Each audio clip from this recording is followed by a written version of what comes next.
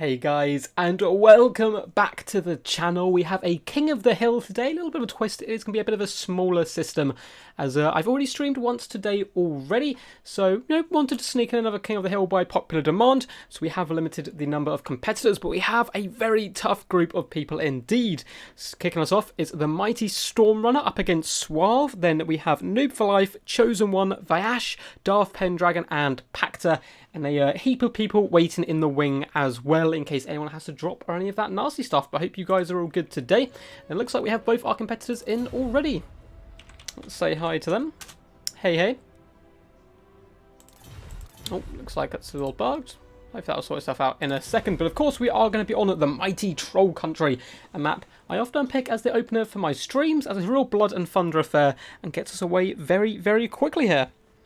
I hope you guys are all good anyway, surviving this coronavirus scare. I am myself a little bit ill, but only regular ill, unfortunately. Nothing too dramatic. XCOM 2, I have not tried it. I think I've seen a lot of reviews and stuff on YouTube, but I've never actually clicked on it. What type of strategy game is it? Is it kind of sci-fi, fantasy? A lot of ODM today, indeed. We have a ton of ODM people. We've Chosen One, Vayash, and Pacta all playing. Cool, cool. You guys want to do gents or blind picks? So, the normal rules do apply. So the king will pick a faction and ban 2, and after a couple of wins, he will then pick one and ban one, just to make it a little bit tougher to hold on to that crown. However, in the opening match, of course, there is not a king, so we are instead going to be doing either a gentleman's agreement or a blind pick if they so wish. Hello, Ronan. Hope you're doing all good, buddy. They were quick on the draw indeed. Sci-fi turn-based mission sounds very good. I enjoyed a lot of sci-fi strategy games in my past. Dawn of War being a particular favourite of my childhood. Blind picks indeed. Sweet. Send them over.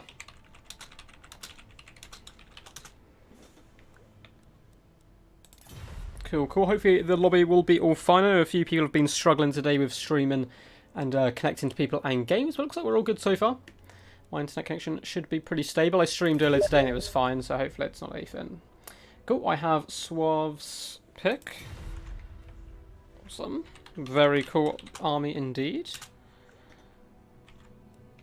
Waiting on the Pendragon. Also, how do I not have you as a friend? I have no idea.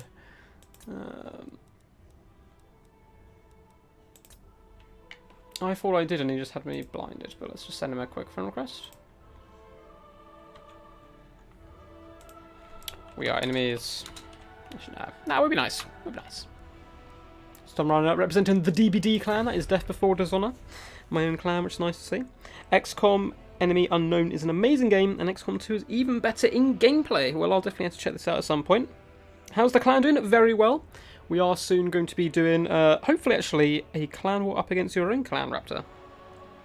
But we are going to be sorting that out in the future a little bit. First, we're going to get through the Death Before Dishonor matchups first. So let's see, has he Stormrunner messaged me? He has indeed. Okay. Dwarf. Awesome.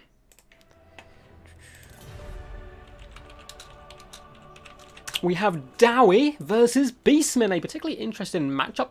I feel like it favours the Beastmen. They're so good at swarming, and they have a lot of armor piercing in general, but their basic infantry are basically useless in this matchup, and a lot of their armor piercing does come from Minotaurs and so forth. But I think Bestigors certainly have a place here, but Dowie Doom boxes can be really tough for them to break down. So it'll be interesting to see how it goes. As long as Stormrunner doesn't overcompensate with too many guns and crossbows and so forth, then he could be in pretty good shape.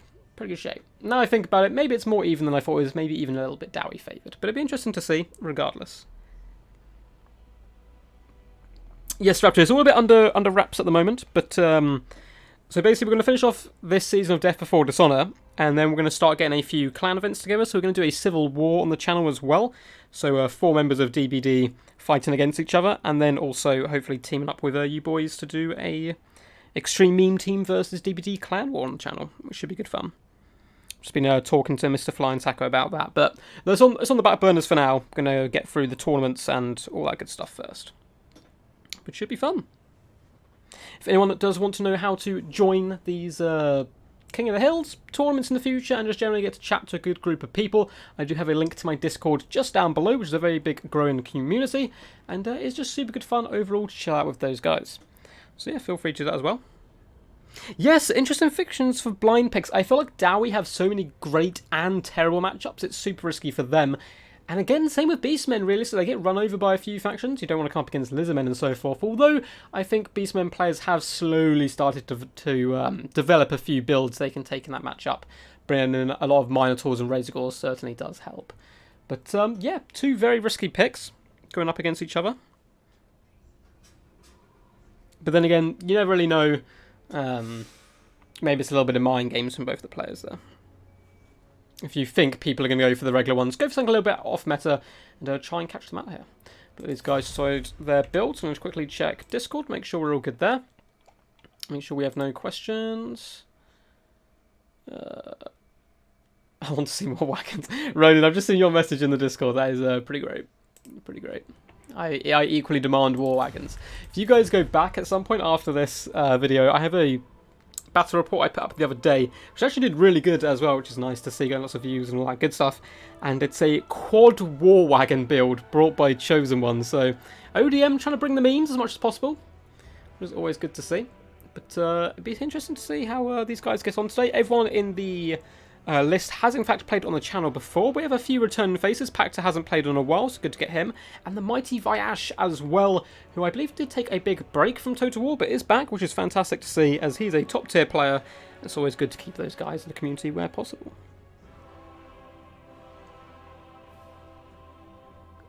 I would say pick Empire, Skaven or Coast for the best chances. Empire, Skaven and Coast I feel are good against almost any faction, although they're versatile enough. Okay, yeah, they still have good and bad matchups, but I agree, I think those are some good picks.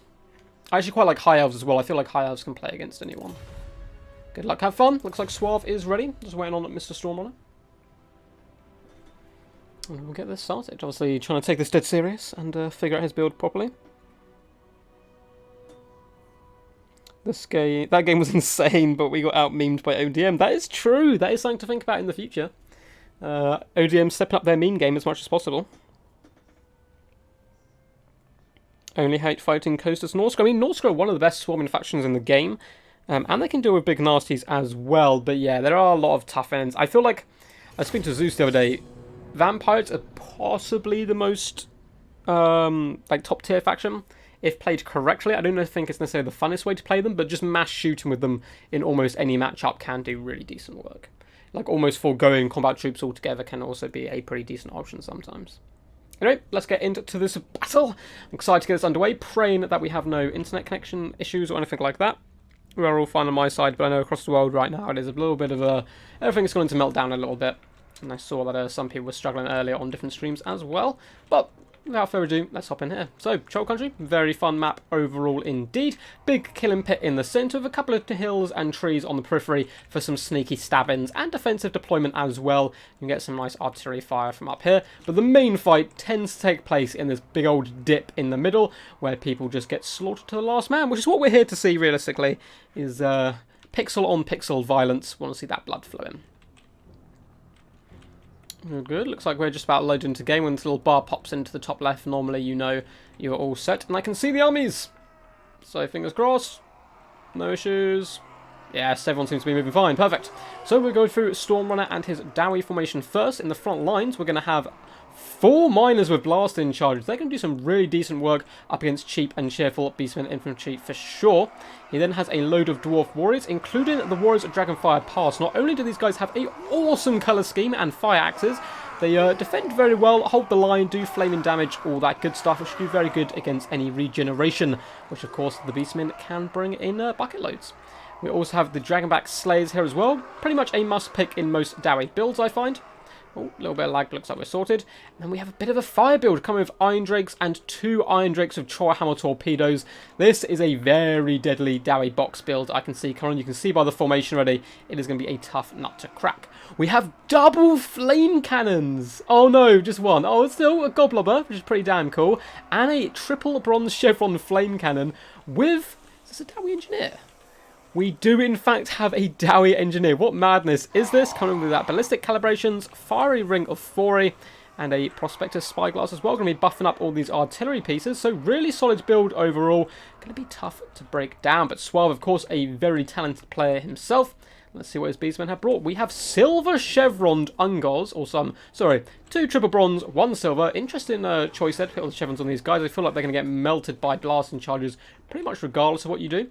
But he's gone very wide. You can see on the mini-map up here just how kind of wide he's had to go up against the Dowie trying to break that box. We do have some Razorgore herds as well on either flank, mixed in with some Minotaurs. So it looks like we have just gone for the standard shield and, oh no, two hand weapon variety. I haven't seen these guys much at all. You normally see the shields or the great weapons. We do have the basic ones here. We have some Bestigor herds mixed in as well for that decent armor piercing. Morgor the Shadowglaive, of course, being the most overpowered Beastmen Lord by far.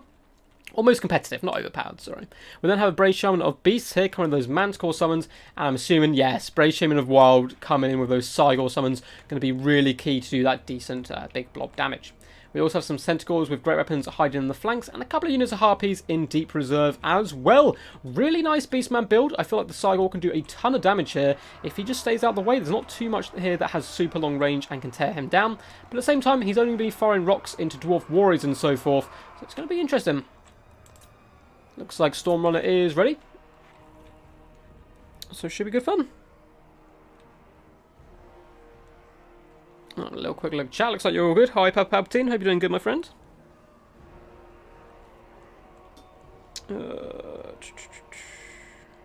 Deck droppers, yeah. Deck droppers, I think, have their place. But is the Beastmen going to have... Are they going to have enough about them here to break this Dowie line? These miners of blasting charges will Shrek the Ungors. And there's not actually that much infantry for the Beastmen. It looks like they are going to be falling back initially. And yeah, he's going to try and drag him out of his box. He's going to summon a Cygor and just start throwing in. There's no point charging into this horrible blasting charge line. Although the Goblobber is flinging some of its shots here at the Bestigor as well. These guys are instantly going to need to fall back and get out of there, taking a little bit of HP damage and losing one Brave Bestigor for the mix as well. Yeah, those guys are going to be fleeing for the trees, and in comes the Cygor shots. And it is aiming for, boom, just basic Dwarf Warriors at the moment in that centre pocket. Also hitting the Rune Lord fairly effectively. He's only brought 2 of the runes today. I'm assuming Rune of Wrath and Rune and Negation. Yeah, we have Negation and Wrath and Rune. Harpies floating around in the back lines at the moment, just chilling out. Obviously going to be trying to hop on top of those artillery pieces where possible. It looks like he's still aiming for those Dwarf Warriors. I would probably switch... You really need to get rid of these Trollhammer torpedoes early on to let the Minotaurs have their best work. Oh, it looks like those Goblobber, in fact, going after the Brave Shaman here. Getting some decent damage in as well. Or like, at least some distracting shots overall. The rest of the Beastmen forces are actually going to engage here, but in comes the Flame Cannon. Oh, this is going to be disgusting. Oh, look how much damage it does. And these Ungor Raiders, yes, they're normally cheap, but triple bronze chevron is no joke. That points certainly stack up there. Minotaurs bombing it down the flanks, though, going to be putting some huge pressure on. And only one unit of slaves who are now being focused out by the mighty Cygor. So realistically, the Trollhammer torpedoes and the slaves are going to be the biggest danger to the Beastmen. Large threats, but my god, the Bestigors are getting annihilated by the flame cannon on the way in. And the Ungors aren't even reaching the front line. This is brutal Dwarfen firepower here, but Minotaurs are now swinging down in, cramping on some of these miners and assisting these Ungors where possible. So they're actually going to be moving in towards the back line. Let's see where these little guys go. Now they're going to be going in for the flank charge to break these miners as quick as possible. Some flamethrowers going into the Centaurs in the back, but nice pick here by Suave, hopping on top of these Iron Drakes, shutting them down as the Harpies swoop in as well on top of the Goblobber crew. And yeah, nice backline harass here. Slayers will come in, but it should shut down these forces for a while and hopefully allow the Minotaurs to come in here and do some of their very cool attack animations, rolling in, hopping on top of the Iron Drake. So nice pressure so far from the Beastmen after taking an initial massive beating. Looks like the miners, for the most part, are actually doing pretty good, although Bestigors are now swooping in the back line, just trying to annoy the... ignore those guys as much as possible. And it looks like the Harpies have started to break in the back line, which is a little bit of a disaster here. And it looks like the Centaurs, in fact, have also kind of been beaten back as well. But we have a Manticore summon popping in, aiming to snipe out that Rune Lord. Not a bad shout at all, but at the same time, here's popping down that Master Rune of Negation, helping out in this blob fight. Goblobber is offline for now, but we have big flame attacks coming in now on top of all the Minotaurs, who are getting a little bit stuck up. Chaos Spawn, though, have managed to pop into the back line and start shutting these guys down. Once again, fantastic play here by the Beastmen. In the back lines, we do have some Ungors who are coming back to the battlefield as well. Still going to be useful for tying up troops, even if they don't do the most damage. And Centaurs with great weapons now charging to the rear to shut down these Iron Drakes. with the help of the Chaos Spawn. Balance power massively in favour of the Beastman, but that is a large point down to how many summons he had. Of course, we had that Zygot earlier, but we have Man's Core summon, Chaos Spawn summon as well. All hope is not lost yet for the Dowie, but they are starting to struggle now. I thought the Beastmen were really going to have a hard time breaking into that box, but pressure from all angles instantly shut down the Flame Cannon, Iron Drakes, and even though they did a great amount of damage initially, you need these guys on action for a large portion of the game to really make their value. Looks like that Ferroman's Core is going after the Rune Lord, being beaten down by some Minotaurs as well as surrounded the Master Engineer. A little bit of a meme, this guy, but I saw the point of bringing him with a Flame Cannon and Goblobber. And it looks like we're having another summon in the back, just making sure that Balance Power does push over. And that is army losses, so relatively quick and decisive win by Suave there. He took huge losses on the way in, but just about managed to bring it through there. Weird bringing 4 range units on one of the smallest maps. Indeed, it was just too much to defend here. We've had to have 5 range units overall. Flame Cannon still 69 kills, but most of those were unfortunately up against Ungor Herds. Did some decent damage to one of the best score units as well, but the Swarm was too much, and the Brayholder rules victorious there. Oh, GG. So up next, we do have the mighty Noob for Life. So I'll drop him a cheeky invite now. If I can find him on my friend list. Pretty sure I saw him come online a second ago. Well, Noob for Life, I know you're in chat anyway, mate, so hop in. Password is 123. And we will change map to Tower of Hoeth. And let's quickly go update the scoreboard. So Suave is the current king, the first king of the stream. Up there, the mighty one win. And let's get in Noob for Life. And of course, I say as every single stream, but do not let Noob for Life's name fool you. He is a very talented player indeed. And that Noob for Life, it's more to pit off his opponents, I feel. Well, wishing me luck. Good luck, my dude.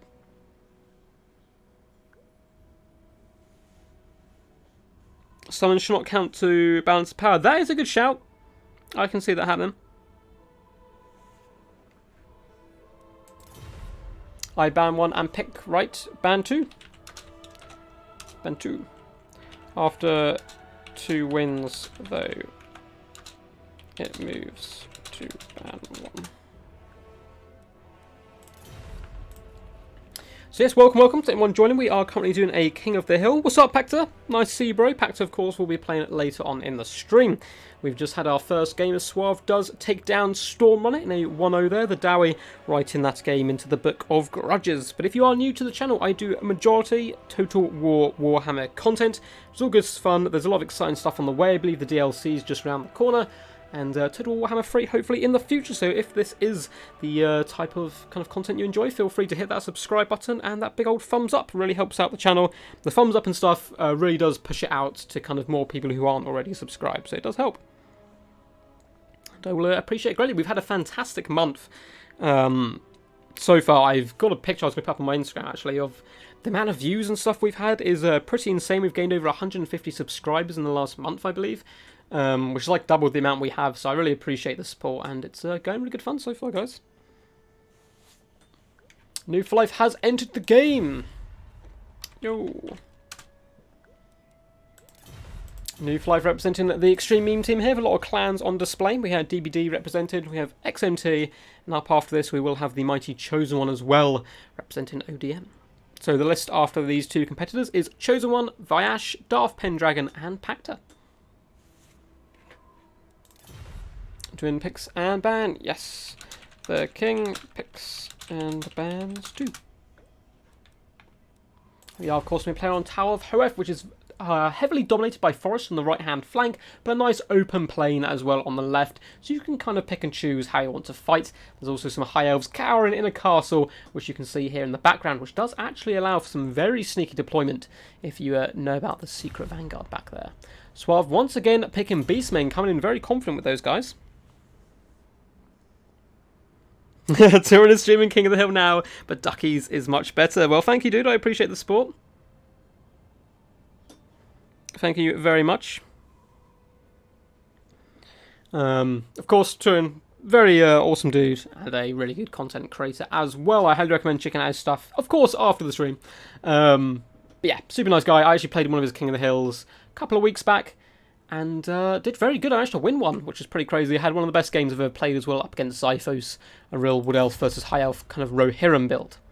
So it looks like he picked Beastmen and banned Coast and Greenskins. Noob for Life going for the Lizardmen, a really decent counter pick up against the Beastmen, who do tend to struggle up against large entities. You often see people even bringing Dread Saurons in this matchup, but I feel the better way to actually play is going quite heavily with the Temple Guard. You can deal with all the big nasty Beastmen units and the infantry very effectively. Of course, Cygor summons and Cygors in general can be a tough opponent, but if you bring enough skirmishes of yourself, you can hide in the trees on Tower of Hoeth, wait for those summons to disappear, and carry the day. Yes, I realise a lot of people started doing King of the Hills recently, but they used to do them in the past as well, so, you know, it seems to have kind of bounced back a little bit. King of the Hills seem to be quite popular.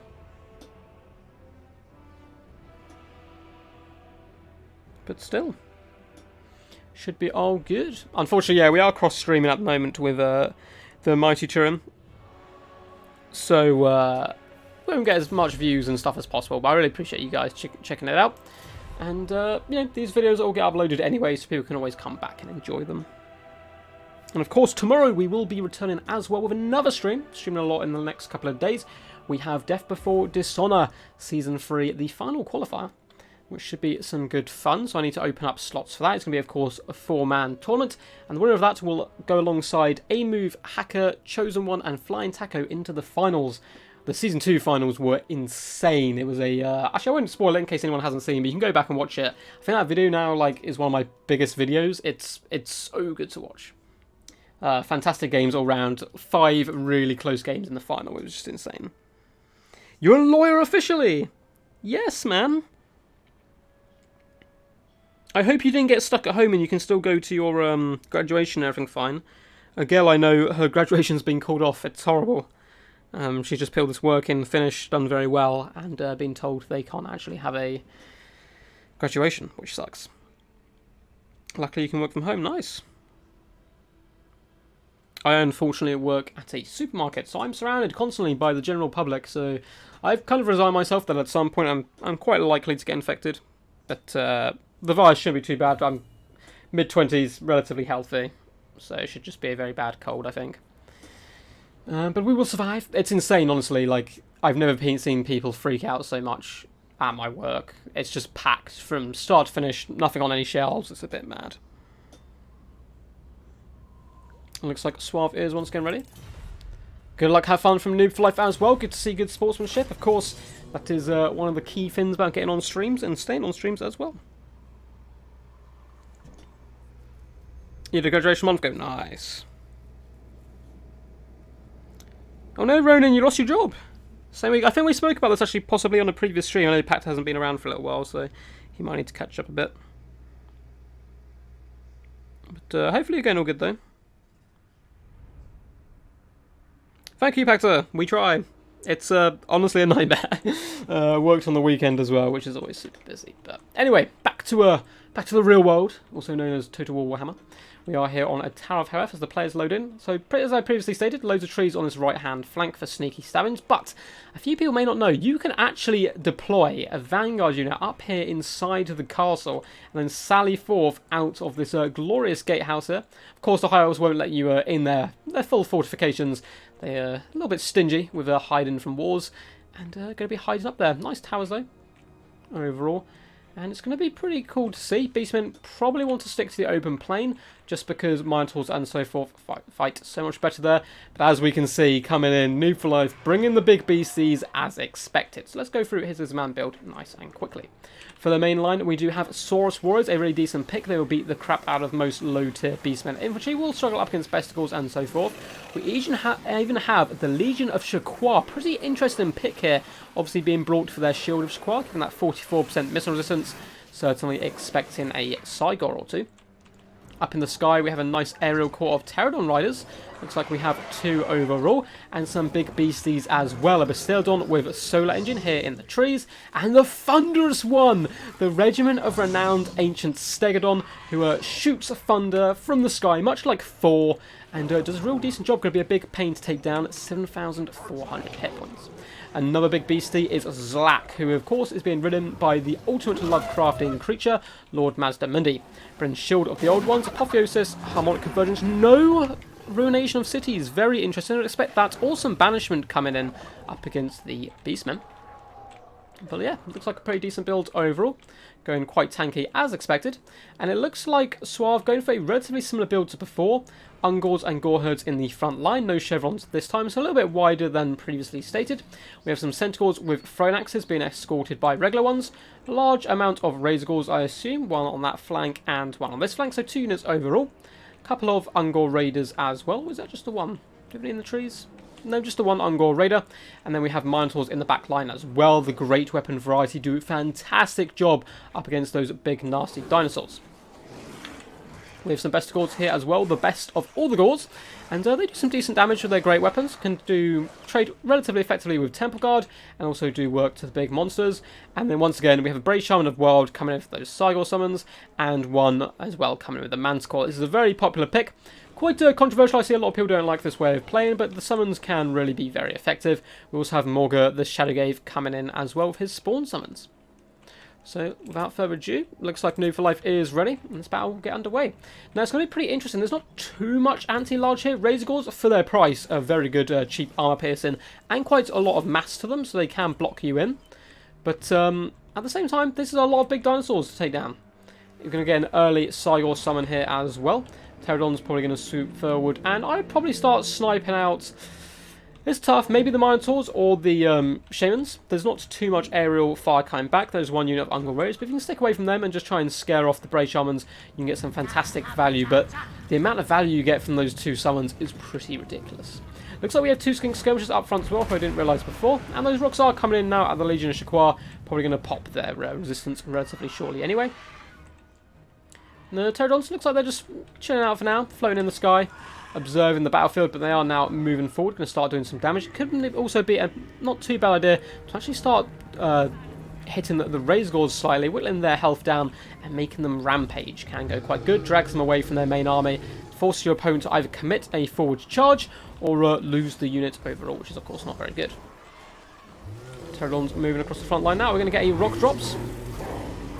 It'd probably be best to do it on top of the Bestigors if they are going to do it. Looks like some early shots have actually come in on them, doing some pretty decent damage. Ungor Raiders try to protect as much as they can. These little Skink Skirmishers need to push up as well and probably focus down the Ungors and just finish them off. But a nice rock drop comes in, getting these guys down to half health instantly. And we do have Solar Engine focusing down at the Bestigors as well. But really nice rock drop there. Ungor Raiders pretty cheap, but still a good target to whittle down their health. Some nice shots coming into the Goreherds as well. Looks like the second unit going to be dropping their rocks. Let's try and get a nice cinematic view as a Solar Engine blast does go by, but it looks like they just move out of way of time.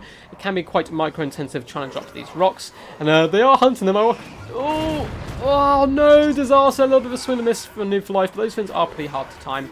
Looks like the first Cygor has gone down as well, not doing too much damage overall. So, you know, it did work and force Lizardmen forward, but nothing too much. And more shots coming in, trying to aim at those Minotaurs as the Terran Riders just fall back. They're going to turn and shoot in, once these Ungor Raiders are distracted. And in comes Lord Mazdamundi, and he will dumpster this front line very effectively here. Thunderous One trying to hold down the other flank. Looks like Razor Gors, Centaurs, all these Minotaurs are going to be trying to focus down the Thunderous One, but New for Life knows this. Going to be falling back to the relative safety of Mazdamundi and his homies on this flank. Oh no, looks like we have a bit of lag. Hopefully that will subside. Looks like it is sorting itself out. Whoa. So even though all this Beastman stuff has come on this right-hand flank, Goreherds are terrified and going to be forced back. Thunderous One looks like he's going to be able to escape as well. The longer the battle goes on, the longer it will favour the Lizardmen, as they can get through those summons and so forth. So pulling him back is really not a bad idea. Razor Gors, nice frontal charge onto Saurus Warriors, and Minotaurs have started to surround Lord Mazdamundi, which could be a big problem. He's going to need some support, but in comes the Thunderous One, flinging those Besticles left, right and centre, breaking them almost instantly, doing some huge damage here. Razor Gors, though, nice play here by Suave coming in, hunting down the Skink Skirmishers. These guys need to split up, and it looks like the Bastiladon Solar Engine still throwing in at Minotaurs, doing some okay damage. Then comes a Manticore summon. Big Shield of the Old One's going to be helping down the double team here of the Thunderous One and Lord Mazdamundi, who can pack a punch themselves and do some huge damage here to these Minotaurs with great weapons. Will force them down eventually. They are taking a decent amount of damage in return. Pterodon Riders getting some nice cycle charging in the back lines as well, helping pick off the Razor Gores from range, which is a really nice pick. Backline Skink Skirmish has been a bit overwhelmed here, but it looks like the Lord Mazdamundi are going to come in and say hello to these guys and start trampling some of them rather quickly. Bastillon even moves up into combat as well. Thunderous One is enduring in the centre pocket, relatively healthy still, doing some decent work to these Minotaurs, force them off, and of course they are not the Butchers of Kalfengard, so no regen on these guys. Ferromanticore getting in here and doing some damage, same with the Chaos Spawn, but the Lizardmen are starting to endure relatively effectively here. Another Chaos Spawn coming in though. He just needs to stay alive and kind of hold the line for as long as possible. Some great apotheoses coming down on Lord Mazdamundi would be pretty clutch right now as well. Thunderous One needs to unite here with Mazdamundi, who's getting healed up by himself, coming here, deal with these Minotaurs, forget the spawn, they're going to do their damage and then disappear. In the back line though, nice Pterodon Rider play, picking on these Sentinels with thrown axes, trying to escort them off the battlefield and force these Minotaurs off as well. So New for Life scrapping as hard as he can, balance power very heavily in favour of the Beastmen, however, but once these Chaos Spawn and Manticore do disappear, that will certainly help out that issue a lot. Skink Skirmishers firing into these Minotaurs here, doing some decent work. It looks like Sentinels are coming in, but Mazdamundi should be able to fend those guys off and work as a pretty decent bodyguard here. Chaos Spawn are slowly starting to disappear now. They've gone down to their orange state. Vestigors have rallied though, and the Lizardmen are getting picked off all over the battlefield, which is a bit of a disaster here. Brave Shaman doing some decent work. Ungor Raiders did rally and starting to retaliate on those Pterodon Riders, who need to start focusing on these Minotaurs. They need to force these guys off the field. Can't keep letting the Beastmen rally like this. As although you can see bounce power, it's bad, but it's not that bad. I mean, Lord Mazdamundi relatively healthy, so is the Thunderous One, and they're going to be really tough to take down, especially when there's no more summons left. Skink Skirmishers can do some good long-range damage as well to Minotaurs and so forth, who don't have the most armour. And in distance, we do see Pterodon Riders starting to hunt down Minotaurs. Really nice, diligent play coming in here. Vestigors certainly going to get forced off here by the double Stegodon here. It's going to be pretty tough, but in come the Minotaurs with the help of Ungor's Spearheads. Morga can contemplate getting in there, but he has another summon. Oh, another. I'm assuming this is going to be a Cygor coming in. No, it is the second Manticore. Trying to tip that balance of power, which will be really rough, because I think the Lizardmen are actually not in too bad of a state here. Then again, there are Sentinels with thrown axes, and Ungor Raiders going to be doing that consistent long-range damage. But if they can hold until this Manticore does disappear, maybe even 2v1 it now and just force it off the field is the best bet. These two Stegodons going to be super hard to take down. There's basically no armor piercing left. Razorgore Herds nearly broken and very low leadership as well on those guys. So if the Lizardmen can just hold the line, force off these Centaurs and Ungors, they will be in relatively decent shape here. Looks like Brave Shaman is in fact terrified at this point, going to be falling back. And it looks like the other Shaman as well being beaten down by Lord Mazdamundi. Zlak, proving he is the true master of the jungle here. He doesn't need no Brave Shaman of Beast telling him what to do, and he does force that guy off there overall. Pretty decent play. We also have a Gary Bastillon here with Soul Engine, which is no mean shout even. No, this is Cygor summon. There is another Cygor. These summons really trying to tip that balance of power over all around the battlefield. Beastmen are being forced off as well. Thunderous One and Lord Mazdamundi desperately trying to cling on to power here. Ferromanticore soon to dissipate, however, has gone down to its orange state. These Stegodons need to stick together and focus down whatever they can. Force as many troops, keep that leadership core strong, leave Morga to the end. He's not a big concern here. And in the background, we do have nice play. Pterodon Riders hunting down the Brave Shaman of Beast. Going to be forcing them off here, I think, but Sentinels with thrown axes are pretty decent in melee. Looks like they're getting a trade 1-for-1. Pterodons should get back up in the air now and just escort that Brave Shaman off. And Balance Power slowly crawling back to the middle now. We do have the Brave Shaman of the Wild being forced off completely here. Razorgores are returning to the field. And it looks like, has that Manticore disappeared? Looks like he has indeed. So it's just this Cygor who is the last summon. Throwing some rocks into nothingness. So it looks like he's threatening the Legion of Shaqua, who have already shattered there, unfortunately for him. Looks like Thunderous One going to be falling back as well. Needs to blob up with his big dinos here. Brave Shaman needs to be escorted off the field. Yes, he doesn't have any summons left, but his leadership is really helping that balance of power. And these throwing axes could be a bit of a pain, but they are running pretty low on ammunition. Pterodons were first off, but they're going to be coming back now. Need to get on top of these guys and force them away. Ungor Raiders though, actually no, Ungor Raiders, no, they've completely gone. It is just the Centaurs getting in some decent thrown axes onto the rear of the Thunderous One, and also onto some Saurus Warriors, but he needs to have all his ammo on these guys. Cygor doing some nice rock throws as well, but another Apotheosis coming down, and Shield of the Old Ones by Mazdamundi, really going to help out these guys in this situation. Call to Violence has been popped by Morga, trying to keep his men fighting, but the leadership is pretty low. Balance of power is nearly in the centre again, as that Cygor does in fact fall. Looks like over here Razor herds are terrified and running for the hills, and that is going to be a big problem. They do have a tiny amount of leadership. To be honest, the Basilian Soul Engine should probably just shoot Morga here. He does have regeneration. That fire damage is going to do some huge work here. Looks like the big dinosaurs, though, are trying to focus down that Bray Shaman here. And I think this is going to be a win for the Lizardmen. They've managed to endure the onslaught of Beastmen here. They're just about holding the line.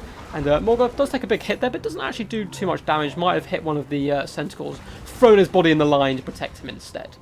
Bray Shaman and Beast here, rallying pretty close though, and all these Centicles are rallying. Now, are the Pterodons alive? Looks like they're hiding. They need to be chasing off troops and help with that balance of power where possible, because if all these Beastmen troops keep rallying and keep coming back, they're going to consistently do more and more damage, and it will be a bit of a nightmare, so they need to get in their action there. But it looks like the Bray Shaman has been completely shattered here, which is nice play. And Monster Mundi and the Thunderous One just falling back here, allowing Gary to get in there and do some decent long-range firepower. But he's going to get a rear charge here from the Centicles with Thrown Axes, who can do some decent damage. But he's no sludge in combat. Razor Gores and the Bray Shaman will certainly help out in this situation, though. It looks like they're all coming back in now, trying to rescue the Mighty Bastodon, who's putting a shift here. 51 kills overall is very nice indeed. Pterodon Riders return to the field, but they are waving it a little bit. In come the big guys, and I feel like they're going to be able to endure. Let's see. We have 1,600 health on one of them, 2,800 and rising on Lord Mazdamundi as another Apotheosis comes down, which of course gives him fear as well, but he's already got Terror, so that's not going to be too much of an issue. And in comes the absolute hammer blow there of the Pterodons coming in to assist. All the Beastmen forces do break, and for the first time in the game, the balance of power is in favour of the Lizardmen. As a shield of the old ones does go down, the big dinos do retreat. They're going to be coming in for those cycle charges, I assume. And Pterodon's now being used to chase off these Centicles, and that is going to be game surely. There is no way Morga can carry this. Maybe he has a Chaos Spawn someone left, but I think we saw both of them. I'm 90% sure, and he's going to be in a bit of trouble here. I'm sure Worship will fight to the death here, but Basildon's going to be getting those solar engine shots in. I think, to be honest, he can probably just pile in with all these units. He doesn't have too much to worry about here, but oh, that Vay's taking an absolute hammer in there. Let's see what these guys are saying. GG by Suave, he thinks it's all over. Honestly, I would just engage. I think you're just taking rear hits from Lord Mazdamundi at this point. He's got 3,000 health. He can easily beat Morga by himself, I think. So he's getting the Thunderous One as well. Maybe even charge in the Poseidon if you need to. Getting huge damage shots coming in as well. But it looks like New for Life taking their risks. Also saying GG though. He thinks the game is over. And the big beasties are going into some nice combat. Quack, quack, Poison Ducky. Hope you're doing good. That was pretty damn insane that a very, very competitive Beastmen build in general is going for this leadership core. It is so powerful. The amount of value you get from 2 Manticores and 2 Cygors plus 2 Chaos Spawn is ridiculous, even though they're only there for a limited time. But well played to both players. New for Life just about managed to drag it through there. 149 kills on the Thunderous One. A real MVP. And Mazdamundi rolling dirty with his 69 as always. GG. So the king doth fall. And up next we do have Chosen One. I know he's also playing in another King of the Hill as well, so hopefully he is free. We'll send a message in Discord. If not, we will just simply move down the list, which is fine. So let's update the scoreboard while we can. Chosen One, if you are in chat, please do hop into the lobby. And New for Life is up 1. Let's add Chosen One in and drop that down to 0. Cool, just going to hop into Discord. Chosen One. You are up, dude. Cool, great to get Chosen One back in. Oh, Steve Odekirk. Huh. That is Chosen One, because that's his same symbol, I think. Hey.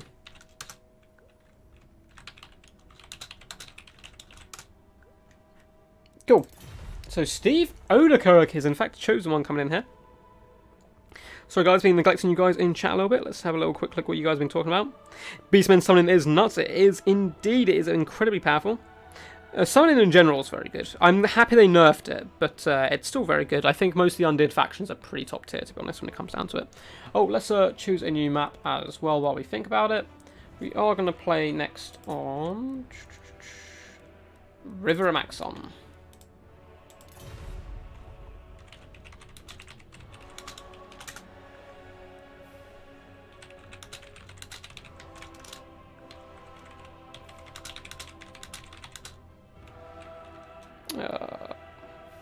What are they called? Wagons.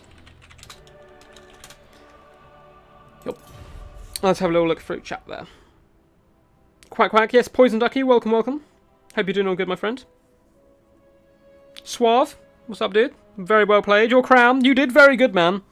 That Beastman build is nasty with all those summons. It really helps push the balance of power. Towards the late game, the Lizardmen were definitely in the driving seat. But the balance of power is still so much in your favour. But really well played. I like the build quite a lot. Very competitive there. Suave was in fact the king of the last hill. The last stream we did, I believe. So went on a very nice run indeed. Yes, it is Chosen One. Thank you, Ronan. It's good to know it is him. People change the name all the time here, so I probably actually have him on my friend list. Yeah, I do, but it's hard to remember. Everyone keeps changing their names now and again. I don't know who General Grievous is, but I appreciate the name. So no Vagons then. No! Oh my god, the pressure is real. So he picks Norska, bans Vampires and Empire. So I'm going to see some Norscan action. Pretty damn decent player with Norscan's New Life, and he likes them quite a bit. And it looks like he may be thinking of going Dark Elves. Not sure if he's actually picked that fully, but we'll give him a couple of minutes to see. Steps of Isha is allowed. Wait a sec, this is King of the Hill. You know what that means. I do know what that means. The last game, of course, the map will be chosen by the Mighty Raptor. May he bless us with not too terrible maps. We have played on some awful maps before, but it's a good way to end the stream. I hope Pactor is ready. I'm not sure if he knows about that rule yet, but he's going to be the last player of the stream most likely, so he will have the unfortunate luck. Alright, hope you guys are enjoying. If you are, please do consider hitting that big old thumbs up button. Every time you do, a puppy is born into the world, and, you know, that just makes the world a better place. If you don't like puppies, we've also expanded out to kittens, tiny little birds, and dragons, which is pretty cool. For those who don't know, I'm sure most of you watching now and are watching in the future, of course, should know this by this point, but the mighty Poison Ducky is in fact a YouTuber. I know two ducks. This YouTube isn't big enough for the both of us, but somehow we have made it work. And he's a very good YouTuber, mainly focuses on Total War Warhammer, but has some other good games on there as well, and I highly recommend going over there and checking it out in the future. Looks like Empire Kite is a bit boring for me, so I beat Norska differently as Empire. Interesting. I actually really like Knights of the Blazing Sun in this matchup. Well, when you go Empire, because the fire damage just deletes Skinwolf so quickly. But looks like we're probably getting High Elves here coming in from Chosen One.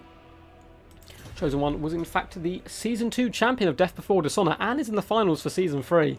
He had some crazy games up against the Flying Taco himself.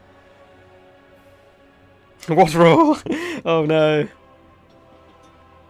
So, yeah, Pactor, I'll fill you in. So, on King of the Hills, we have a little special kind of home rule here, where Raptor decides the last map of the stream. And regardless of what it is, we have to play it. But last time, he was the last player on the stream, picked an awful map, and it heavily backfired, which was pretty hilarious. Looks like we are, in fact, getting High Elves versus Norskans. I actually used to, way back in the day, pick Norskans into High Elves. Berserkers just tear through their front line very quickly, and High Elves in general can actually really struggle with large entities, in my opinion.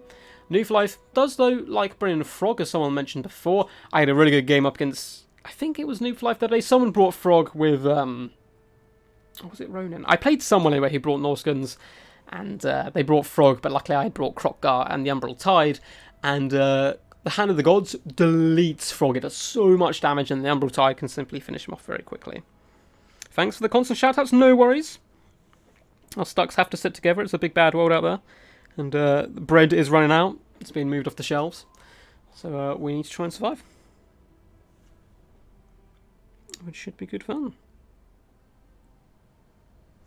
And thank you guys for tuning in. It's been a blast so far. We have seen the mighty Suave, Stormrunner, and Noob for Life play. Now we're going to get to see Chosen One, Vyash, Darth Pendragon, and Pactor making a return to the channel. And I've noticed, Pactor, you're really high up on the leaderboard, man. On the quick battles. I saw your little name kicking around there. Very impressive indeed. I simply don't play enough quick battles. I've actually got a pretty decent win rate on there. Not good enough to be in the, like that high, But I just don't play it too much, to be honest. I tend to play with people. I just get a lot of messages of people wanting to play games, host a lot of games and that type of stuff. So that's really where I get most of my action. But it was you, Ronan. Ah, it was indeed. It's a great game, I believe. But I really like Lizardmen against Norsca, which is quite funny because a lot of people counterpick me when I go Lizardmen with Norsca. They've got a lot of anti-large tools and stuff, but I feel like Saurus War is such a decent unit in the front line. Cold One Spear Riders are very effective here, and then Krotgar, Umbral Tide, you're pretty set. You're pretty damn set.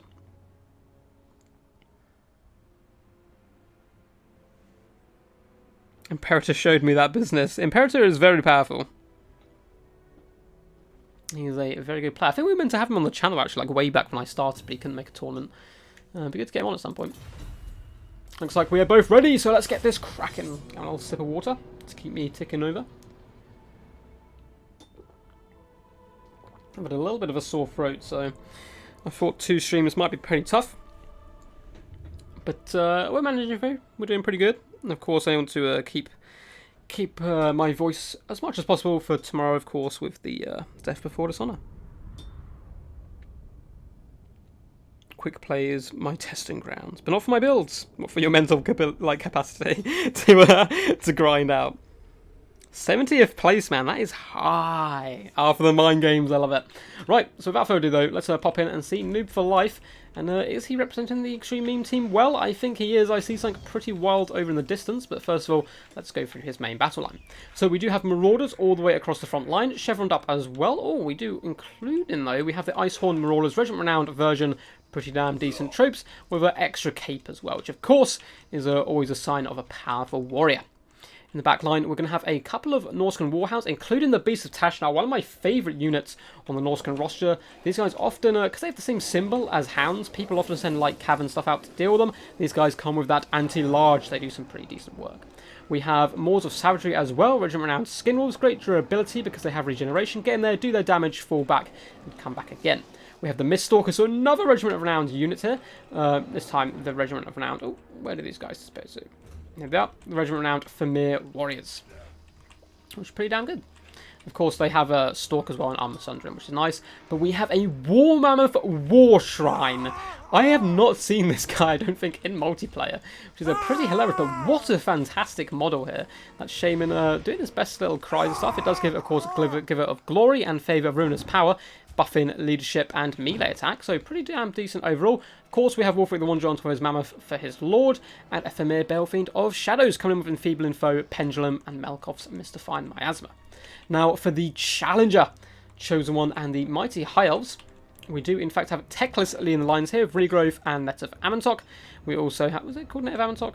I keep doubting myself. It is Net of Amantok, of course, and Potion of Troy as well. With a mighty Star Dragon up here in the sky, going to be doing some pretty decent damage, but if it does land, it could get mobbed here by the 2 gigantic Oliphants, which could be pretty disastrous. Looks like we have a relatively defensive build apart from that, though. Spearman mixed in with some Phoenix Guard. Interesting to see these guys in action. Just the 1 unit. Elite, bad to the bone anti-infantry unit will do very good up against pretty much all Norscan foot troops and their large foes, but they can get a Cycle Charge Death a little bit. More Spearmen mixed in as well with Lothran Seaguard here in a very odd formation. I'm assuming he's going to be sorting this out in a second. We, of course, have White Lines of Chase as well. And it looks like that's going to be it for the main build. Oh, there is something hiding over in the trees here. 1 unit of Illyrian Reavers, double Chevron as well. Going to be useful for running over Javelins and so forth. Good luck, have fun. I'm confused at what this is. Oh. I have no idea how he managed to do that. It just jumped all of a sudden. Maybe you can set formations and... that's what he was planning, or maybe my game was bugging out, who knows. But it's going to be interesting. I mean, that's a lot of Archer fire, and we do, of course, have 1 unit of Sisters of Avalon who can do some really decent damage to those big mammoths, but he has to protect them against quite a lot of forces. Star Dragon as well. There's not too much that can take it down from long... There's nothing long range, at least, so he can definitely get some good breath attacks. We'll easily be able to go toe-to-toe with the War Shrine. Wolfric, on the other hand, is a very nasty combatant. Doesn't want to get stranded either by the Miststalkers, but of course dragons do come in with that nice flaming attack. Just wanted to double check there, and Moors of Savagery will fear him greatly. Looks like he's ready. He's gone back to this formation. I don't know if this is... I don't know what's going on with this. I'm assuming this isn't the formation. But he's rushing forward quite quickly into formation now, so who knows? Maybe he wanted to get this as a bit of cover for his flank, so he wanted to rush forward and then move into that formation, which looks like he's doing. So probably elite play here. I don't even know how to do this. So very nice indeed. Star Dragon is going to start floating forward to spy out the opposition. Teclis perhaps wanting to net of Amantok something, so he can get a nice breath attack down on their lines. Miststalkers have now been spotted as well. Lyrian Reavers darting down that left-hand side, and the first wave of arrows does come in. Looks like it's just focusing down the Icehorn Marauders for now. Those guys are shielded though, so they're not going to mind too much. And now the arrows do switch to that War Mammoth. But the Norscan's going to hit this front line relatively quickly. Interesting to see how well he can protect. Teclis is forcing his way back for his own troops. Getting bogged down a little bit though, and that War Mammoth has no such problems pushing over those guys and forcing his way back. But I'm going to get a big net of Amantok coming in here. And I assume focus fire from these sisters. Those Warhounds need to get into action and wrap around the flanks and put pressure on this back line. There's not too much protecting it. A really nice pendulum is now coming down these Phoenix Guard. Oh my god! Almost one-shotting them, and then Wulfric just runs them over here. That is insane damage, and those guys instantly break and are terrified.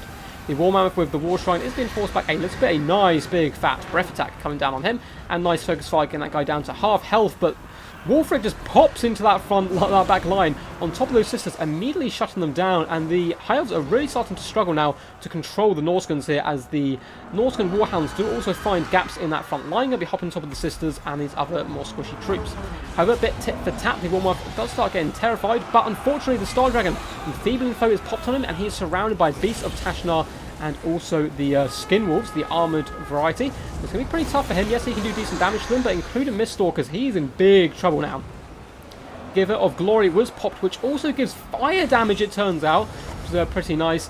And the Star Dragon, oh no, he's actually going to be able to escape there, quite lucky to get out of there. I do hear another net come down though, looks like it's being popped on Wulfric, and all those Lothran Seaguard are going to turn and shoot. Sister Avalon have rallied and are loading shots into him, into his face as much as possible, doing some pretty decent damage. Lyrian Reavers trying to protect the back line as much as possible and allow the Star Dragon to escape. Phoenix Guard have rallied and come back into the main fight. Relatively okay numbers, 48, even though their HP is very low. Nice concave of archers there, firing from all sides down on top of Wulfric, and a big fat breath attack. Really nice play by Chosen One coming back into the game after those early nukes of some of his units. We are getting a Earthblood, it looks like, as well, down on the Star Dragon, or a regrowth. Big old fat regrowth, really going to help him carry the game up against Wulfric. The backline, once again, shut down. Mortal Savagery coming to assist Wulfric in hunting down the Sisters of Avalon, who are fairly decent melee combatants themselves. Looks like in the back line, Warmouth has rallied here, going to be coming back to the main battle line. Will probably be destroyed by Archfire as soon as it gets too close, but still, 2,000 health can make a big impact late game. It looks like Star Dragon popping down on this poor Famir Belfiend, who is really just getting run over here, not going to stand too much of a chance. Phoenix Guard as well, up to 60 kills now. Really nice recovery by those guys. In the back line, however, Sister Avalon have basically been destroyed here. Nice crossfire coming in with the Lothran Seaguard though, getting Wulfric down to 3,600 health. But there's some very healthy Mortal Savagery, Miststalkers and Wulfric left. May be able to carry this. Teclis does have Hunter Champions on him, minus his speed by 48%. If he has a net, he needs to pop it now, otherwise Wulfric will run him over in a matter of seconds, and you can see, look how much damage he does in just 1 or 2 hits. Teclis nearly broken there, does also have a Melkov's Misfire Miasma slowing him down. Star Dragon desperately coming in there trying to use his mass to help him escape. Lothran Seaguard also being used as a bit of a roadblock, but Teclis does in fact break. Potion Troy though, going to be hitting him up quite nicely, and he should have the speed to escape and rally. Looks like Mortal Savagery and Miststalkers both pounce on top of that Star Dragon though. Now it has landed. This game is crazy back and forth so far. Very well played by both combatants. Wulfric though, pop fight or die to keep him in action. Star Dragon actually sitting here and fighting this. Maybe a bit worried that he's not going to be able to escape. But he even has Marauders pinning him in as well. Wulfric though taking huge amounts of Archfire as he does attempt this. Beast of Tashnar trying to hunt down Sister Avalon, but they need to really pop on top of Teclis. He is a large foe. Of course, they do some decent damage. Lothran Seaguard as well. Another enfeebling foe coming down on him. Maybe assuming Beast of Tashnar are in fact going to catch him. Oh, this is bad. This is bad. He does get caught up, and he's going to get torn apart in a matter of seconds. This game is so incredibly close. Looks like we do have a regrowth also being about to be popped onto a Teclis as the Lothran Seaguard come in. So he's just going to try and endure this and hope those guys can help him escape. Nice block there. Really nice play. Pulling back through his own troops. And the Star Dragon once again back into the air. Needs to help protect this back line. Looks like instead though, Wulfric has been forced off by that sheer amount of Archfire from the Lothran Seaguard.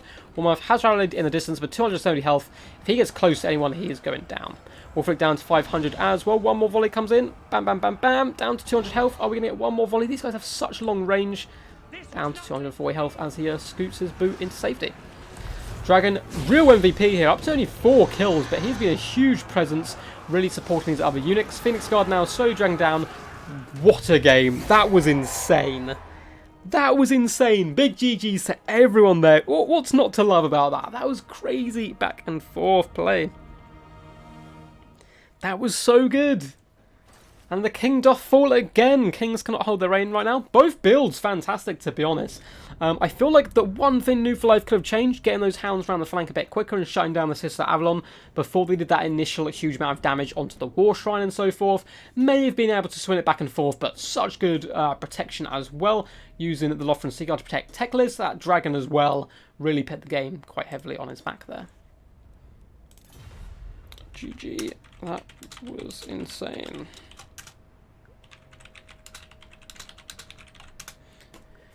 Very good. That looked really bad at the beginning. It did. That pendulum combined with just the smash of Warfric coming through that front line ran over the Phoenix Guard, broke them instantly, and then he hopped on top of the sisters. That was just so good. So good. I have no more words. I have no more words. Right.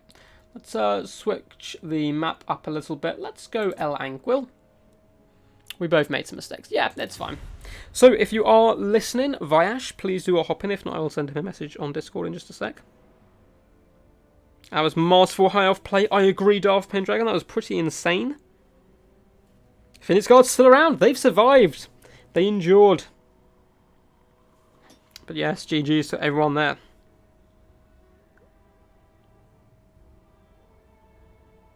Ouch, I meet Chosen in quick battles. Oh man, Chosen's such a good player, man. He's been on fire recently. Him, A-Move, and Flying Tackle, I think, are real underdogs at the moment for some of the really big tournaments. I mean, I say underdogs. Everyone knows them and they're incredibly talented players.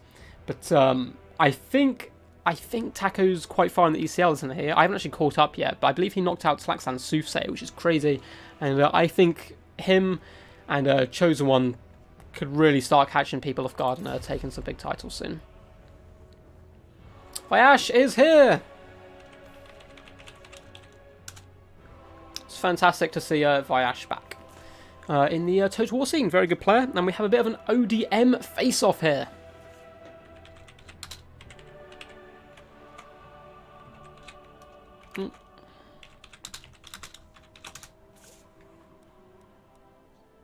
So, the king picks and bans 2. And let's change scoreboard while we can. Chosen One is up 1-0 now. And we have got in the man, the myth, the legend, Vyash. Hopefully I'm saying his name right. Anyone feel free to correct me if I have been pronouncing that wrong this entire time. I have seen your map selection, Raptor. Thank you for sending me that on Discord. We'll get that in at the end. We haven't played for some time. Well, it would be good to see these guys. Actually, they may have played today. Who knows? But it should be good to see.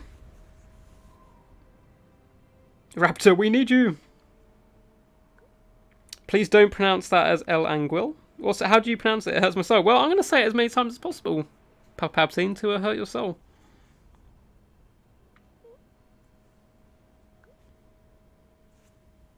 ODM Civil War. Well, we have another ODM member waiting in the wings as well, Pacta, but we do have Darth Pendragon sandwiched in between as well. So it doesn't become, too much of a big hit off. The last time you crushed me, I remember well.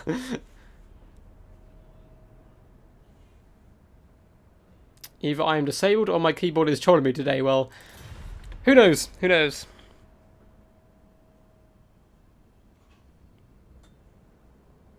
Should be all good.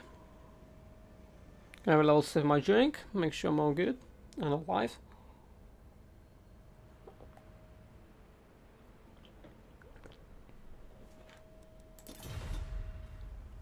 We are going to see some Empire, and he's banning Skaven and Chaos.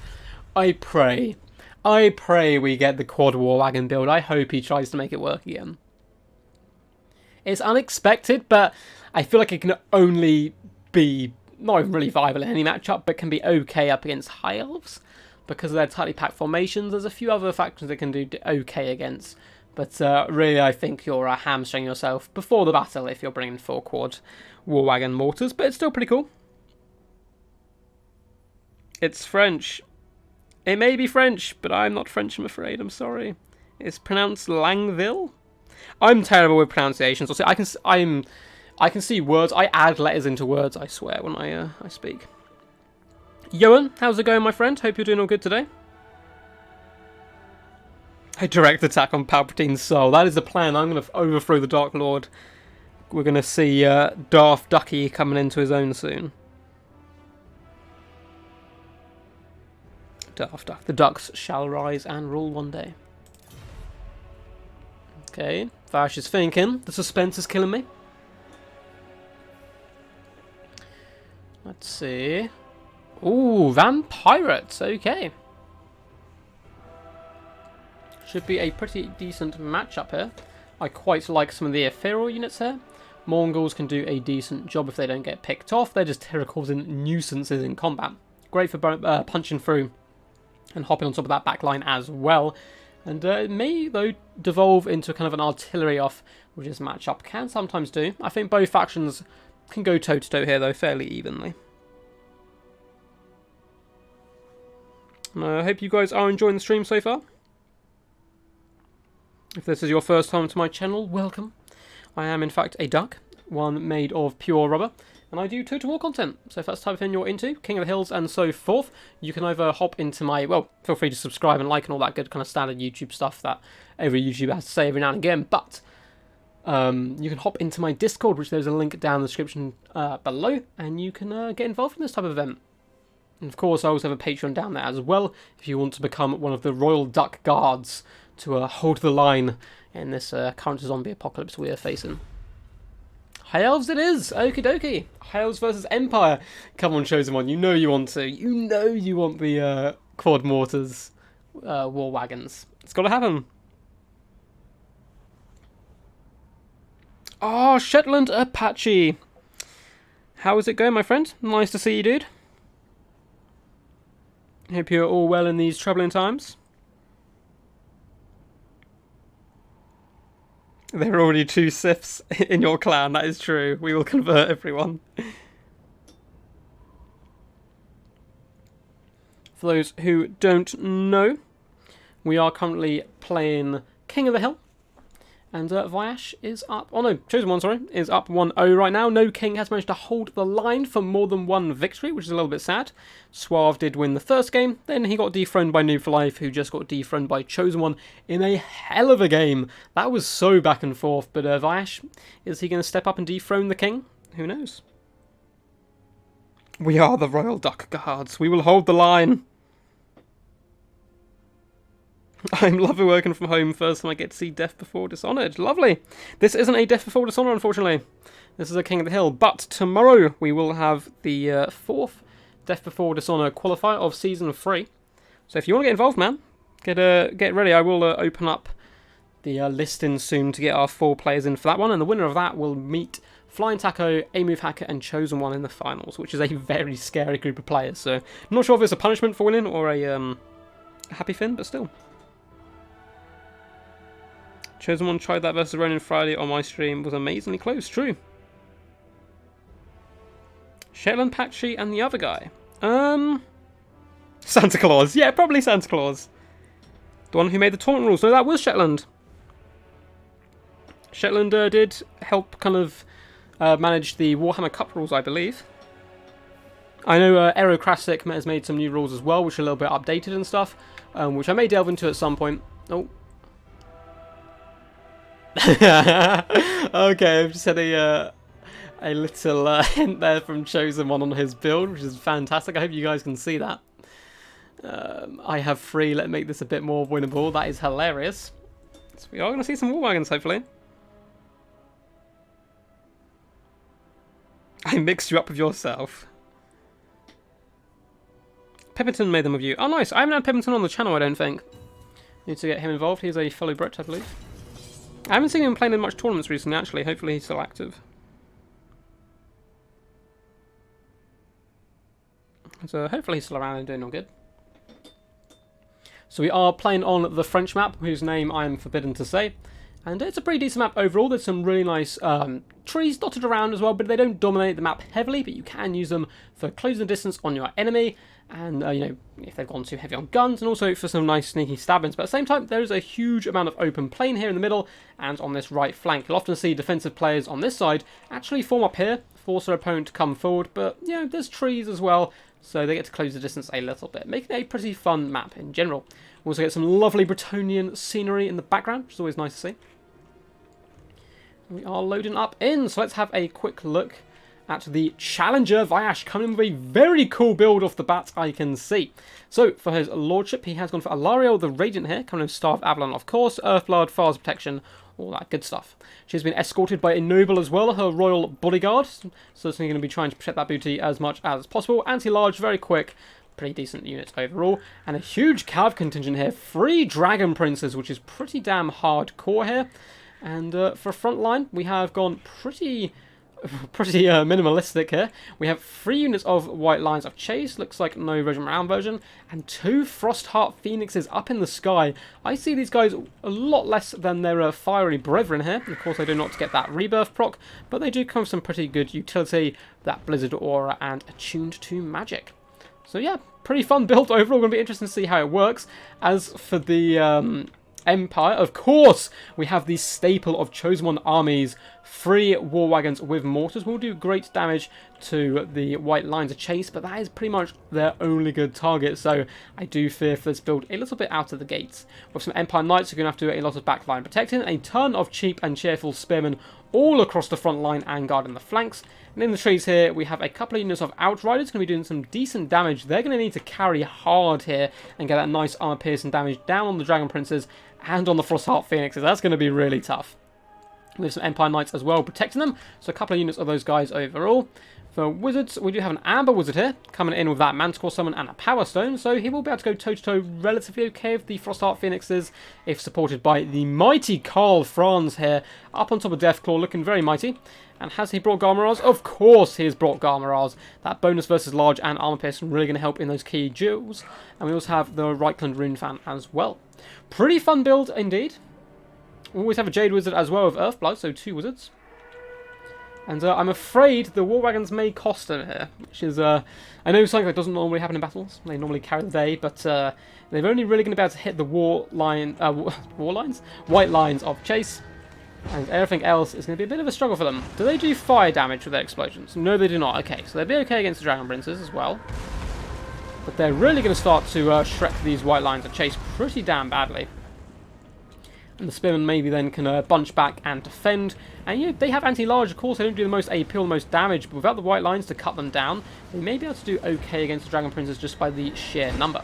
Looks like Frostheart Phoenixes are trying to hunt down Karl Franz, who just is fleeing for his life right now, but of course he's going to be getting slowed this entire time. Needs to fall back to those Outriders and allow them to shoot down the Frostheart Phoenixes, and maybe get a Manticore Summon up as well to help escape.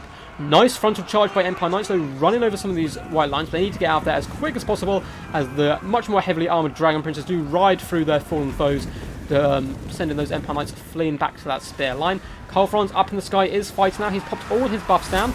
These Outriders getting some really good shots in, but the Dragon Prince is going to shut them down for a second and at least force them back here. We do have a nice... Oh, I thought we were going to get an Earthblood coming in there, but we did not. We did, but it came down on the Frostheart Phoenixes. Oh, disaster, but Karl Franz! Huge damage here on this Frostheart Phoenix. Fire's Protection going down on that guy, but massive damage coming in, and he's had to flee down to the ground here. Karl Franz showing why he is the true ruler of the Empire.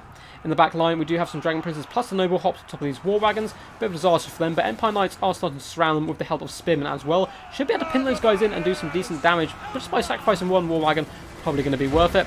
Up in the skies, a Throw Manticore is summoned. It looks like Karl Franz hunting down this Frostheart Phoenix. He's going deep into this Phoenix now, into the midst of all these dark Dragon Princes and so forth. Throw Manticore, though, looks like he's hunting Alariel. Not a bad choice overall. Jade Wizard as well, coming back to assist. That Star of Avalon, though, getting so much value healing up these guys. Karl Franz will have to finish off this Frostheart Phoenix. No doubt it will rally at some point. A nice cycle charge coming in for the Empire Knights. Outriders also pouring in decent amounts of fire. In the back line, though, Dragon Princes running rampant, easily managed to escape their kind of captors here, and they're hunting down this war wagon, doing decent damage here. 6 kills on this one, and the final one over here is up to 10 kills. It's okay HP damage, though, to the white lines, trying to neuter them as much as possible, but they're still getting in there and doing some pretty solid damage. Colfron starting to struggle, though. He is surrounded by Dragon Princes on the floor, and he is mighty indeed, but this is a lot of damage coming in. And yeah, Dragon Princes, you know, they're not going to come in with a massive damage to him, but they do decent amounts on the charge. And poor L'Oreal here, though, getting sniped up by Carl Franz. She's popped Far's protection on her to try and keep her going, but she is going to be fleeing for the hills here. Carl Franz, if he can get up in the air and chase her off, we'll get some really good value. And he just pops up in the air there. Pretty surprised that he managed to get up so quickly. Probably needs to turn, finish off the Frostheart Phoenix. And the Empire Knights have hopped on L'Oreal here, but Dragon Princes are retaliating, protecting their lady. And in the back line, this unit of Dragon Prince is getting great value. Now, needs to hunt down these Outriders. They're actually doing a huge amount of HP damage to the big entities. Mortars, though, are all still active, which is quite nice. Spear we need to push forward as well to assist. Carl Franzo pitting this game on his back. Once again, scaling off Alarios, pretty damn beat up. Frostheart Phoenix is really struggling here as well. I thought the two of them, plus a Noble and all these Dragon Princes, would dumpster Carl Franz so quickly, but he has proved me wrong. He is raising his hammer high and crushing some skulls right here. As Deathclaw does come in there, swoop around a little bit, do a little bit of a tail slap, and force that Frostheart Phoenix to get back up in the air and retreat. But, bit of a disaster here. Jade is fleeing for the hills.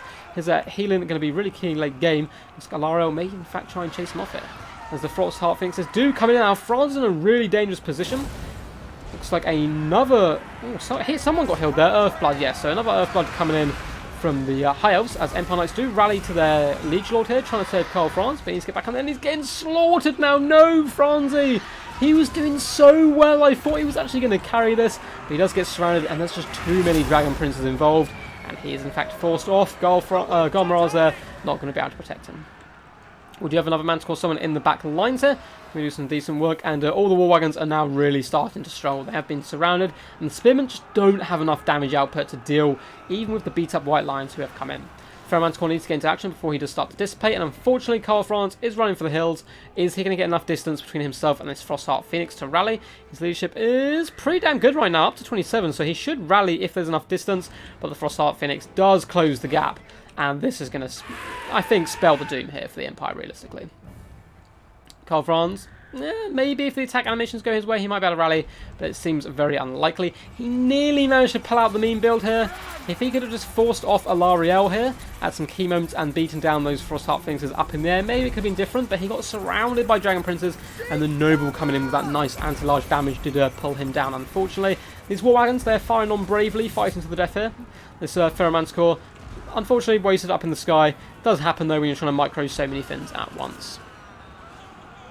Where are the archers, huh? You need more of those.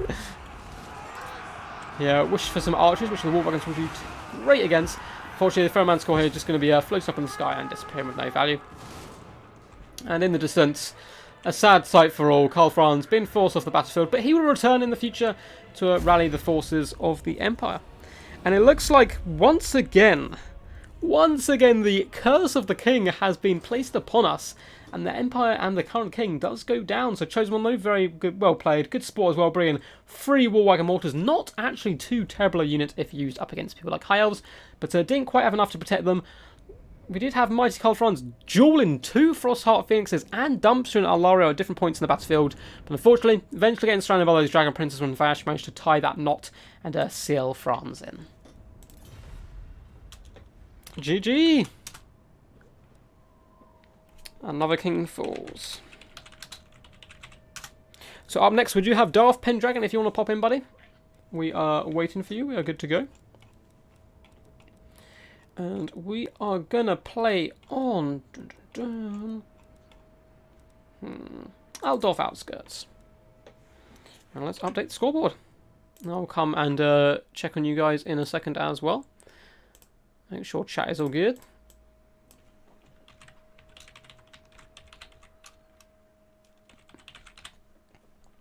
Darth Pendragon has arrived. Oh, he shall be arrived in a minute. I have an issue with my sound. I will just restart my computer. It'll take 2 minutes, no worries. Cool, so he is going to be loading up. Gives us a chance to have a little bit of a chat. Von Carstein, how's it going, man? Haven't seen you in a while. Good to see you. Hope you are doing all good. Let's have a little quick look through chat and see what's happening.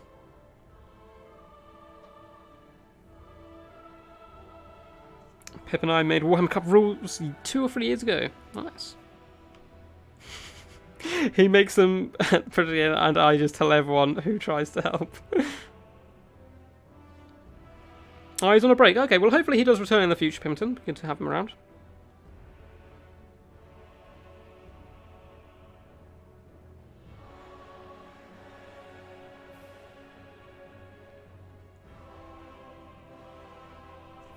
Looking through, looks all good. All is going well.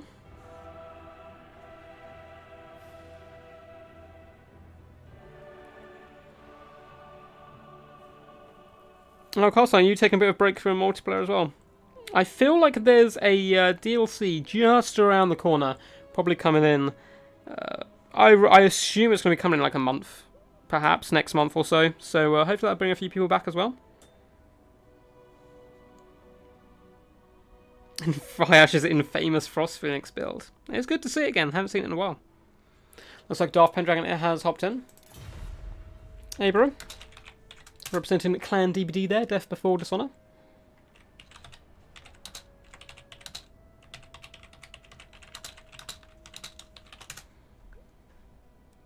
So Vash is just restarting his PC and we'll get underway. And then after this, we do have one more competitor for today, which is going to be Pacta.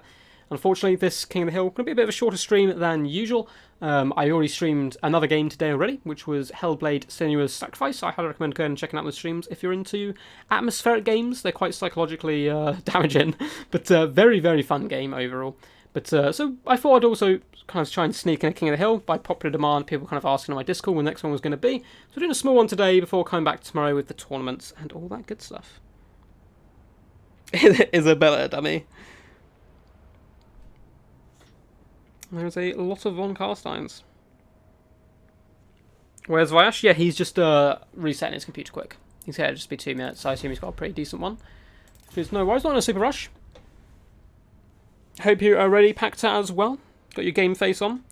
Unfortunately, Raptor has already chosen a map for you to play on, so you're not going to enjoy it, that's for sure. You will have to fight through the pain to try and steal the crown at the death there, but no king has managed to hold on to their crown yet. We've already had Suave, Noob for Life, and Chosen One dethroned. Can Vash be the one true king to rule the ball?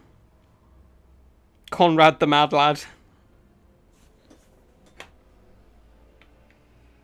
I feel like when I first started playing Total War multiplayer, I actually met you, Von Carstein, on ladder and had a few really cool games against you, like months and months and months ago, maybe even starting to get towards a year ago, where I first started up the channel and stuff. I seem to remember it, but I may be thinking of someone else. But yes, we're coming up to the year anniversary, so if anyone has any ideas of any special streams or something they want me to do for the year anniversary, I believe it's next month, or maybe the month after, we're going to be running this channel for a year, which is pretty cool. The last month in particular has been very cool indeed. We've almost doubled in subscribers. Well, not quite doubled, but gained like over 150 subscribers. And I've had the highest amount of view counts and kind of minutes watched and all that good stuff that I've had before. So it's always good. When will Cetra arrive to stop these kings? Unfortunately, Lord Zeus can't play today, otherwise I'm sure he would have appeased you and brought the mighty Cetra. He is a big fan of him on his chariots. Wait, Pacta, you play on Indrid's? No, you play on Indrid Cast's channel. I go through phases of binge watching those. What is your name on there? Oh, is someone else having the nickname? No! Oh, I go through phases of watching those. They're really good fun, Shetland, aren't they? I was a big fan of them. I used to watch it years ago, and then about a month ago, I binge watched it again. I'd missed quite a lot. I used to love Tex as a player. He was one of my favourites, and Hans Molman, I believe it was, because I was a big fan of the Eldar. Hey, hey. So, Vash to pick and ban 2.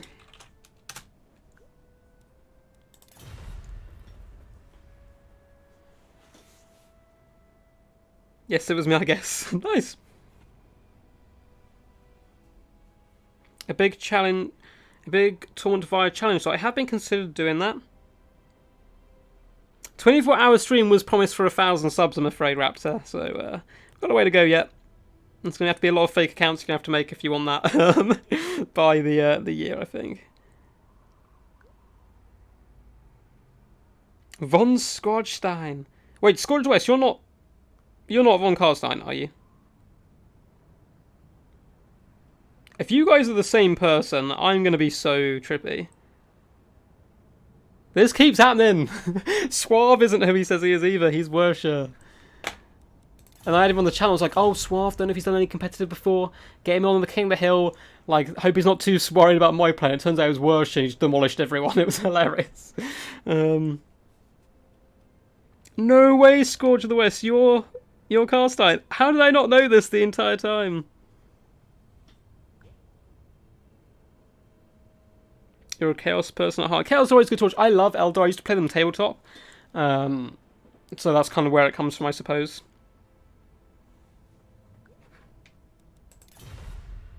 So, it looks like Fireash is going Skaven and banning Wood Elves and Vampires. Two really good ones to ban there, especially Wood Elves. I think pretty damn good up against Skaven. Swift Shiver Shafts do decent work. Wild Riders run over troops. It's just a bit of a nightmare. I ban it. Oh, the Vampire Counts. So, it looks like we have Counts versus Skaven. Going to be an interesting matchup here. Darth Pendragon sticking to his very dark name there and going for some of the undead factions. They can do some decent work, lots of fear and terror to help scurry away and force off the Skaven. At the same time, Skaven can do some huge long-range damage here and really tear apart the Counts. I think the Plague Core Catapult can also do some good work here. It does do much damage itself. I have been bamboozled. Indeed! I was one, but now we are many. Ah! My mind. That has actually confused me so much. I had no idea. I think we've spoken quite a lot on Discord under the name Scourge of the West. I just didn't realise it was you. That is... My mind is blown. I'm out. I'm out for words. This has happened multiple times now. I remember I played someone on ladder, and I was speaking to them for ages. I think it was Lord Zeus, and then he messaged me on Discord afterwards like, oh, great game. I was like, what? If I had known, I would have like had to play my sweatiest try-hard builds. But I guess that's why people also go on to nicknames. Because people get reputations as well of certain styles of play, and if you still enjoy that way of playing, but you don't want to be countered every single other day, yeah, you know, kind of disguise can be good fun as well. And sometimes it takes a bit of the pressure off, I feel, if you're kind of like a big name. You are Legion. Cool, cool. So this is the penultimate game. After this, we do have the Mighty Pacts coming in, but we will return tomorrow at 6:30 PM GMT time. For the Death Before Dishonor. I need to get my 4 players for that organised, which will of course be advertised on my Discord. And players who have already played this season probably aren't going to be allowed to play again, just to try and get a last new batch of players in for the final. And yeah, those guys will be going up against Flying Tackle, Chosen One, and A-Move in the finals, which will hopefully take place either next week or the week after. It takes a little bit more time to kind of synergise and get everyone together on the same day at the same time, but it should be not in the too distant future. Fortune favours the infamous. I'll have a little sip of my drink. But yes, someone mentioned the 24-hour stream earlier. I think it was you, Raptor. There is a possibility.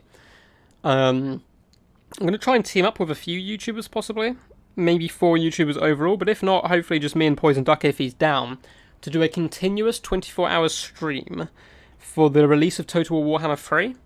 But the idea is that you would spend 6 hours, say, on my channel, and then you would go to Poison Duckies for the next 6 hours, and then, you know, we move to someone else after that, and they do 6 hours, and someone else 6 hours.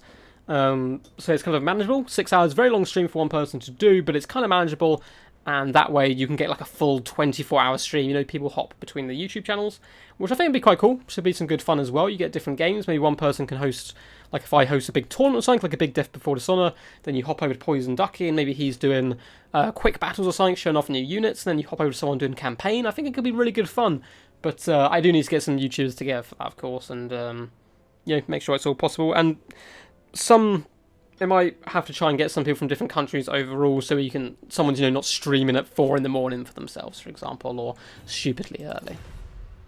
Looks like Vash is ready. The king is ready to defend his crown. Just waiting on the mighty Darth Pendragon. Let's see some Vladdy Daddy. That'd be pretty good fun. 1 sec, bro. No worries. Vlad Daddy could do some decent work in this matchup. Pretty slow, can get sniped out, but he's incredibly tanky. So I say snipe out quite lightly. He's not going to go down quickly, but he can be dragged around by skirmishers and so forth. Which will be good. So DBD facing down ODM. The ultimate matchup. No problems by Vash. Good to see you just being a good sport and chilling out. Any questions? Now is a good time to ask me, by the way, in this little bit of downtime.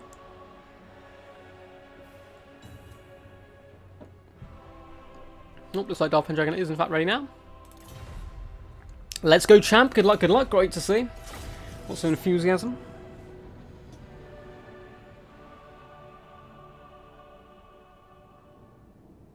No, you're not unpopular in the Russian community. That's not good. Too busy beating people, I assume. I've had no problem before anyway when I've ever met you and stuff. You seem like a really nice guy, so maybe it is just people get a bit salty when they lose sometimes, you know. If you're beating too many people. But for the most part, to be honest, this community is like so good. It's really the switch basically, like a complete flip on so many other gaming communities which are real kind of vile and toxic. And yes, you get one or two bad players on the ladder and so forth, but because the tournaments tend to be run by content creators rather than, you know, big companies themselves or whatever, if you get a bad reputation, you kind of get banned from those type of things, or you're just not invited back. So it kind of, I guess, promotes the idea of kind of sportsmanship as much as possible. Oh, you're thinking of hosting a tourney yourself once a new DLC drops, boys and ducky. I would be very interested in competing. And representing, I have a feeling the next DLC is probably going to be next month. It's got to be soon. Next month, maybe the month after. With, I'm assuming it's High Elves versus Greenskins, like everyone thinks. The guy on the Griffin, forget his name, up against Grom the Paunch, probably. Maybe some free Legendary Lords as well. God knows a few factions need them. Wood Elves, Norskins. Should be pretty good. But, you know, there's a load of new picks as well. Loads of different High Elves people. Imric the Dragon Prince will be an awesome addition if they do go for that. But unfortunately, I will not be getting early access, I don't think. A little bit too small of a channel for that so far, but we'll get there eventually. But I'm sure a lot of other people will have some good stuff to watch, which I will be binging. Anyway, back to the game. So the challenger, Darth Pendragon, is going to be trying to overthrow Vyash off his hill here. Does have some zombies. I'm sure these boys are up for the task. They're pretty pumped.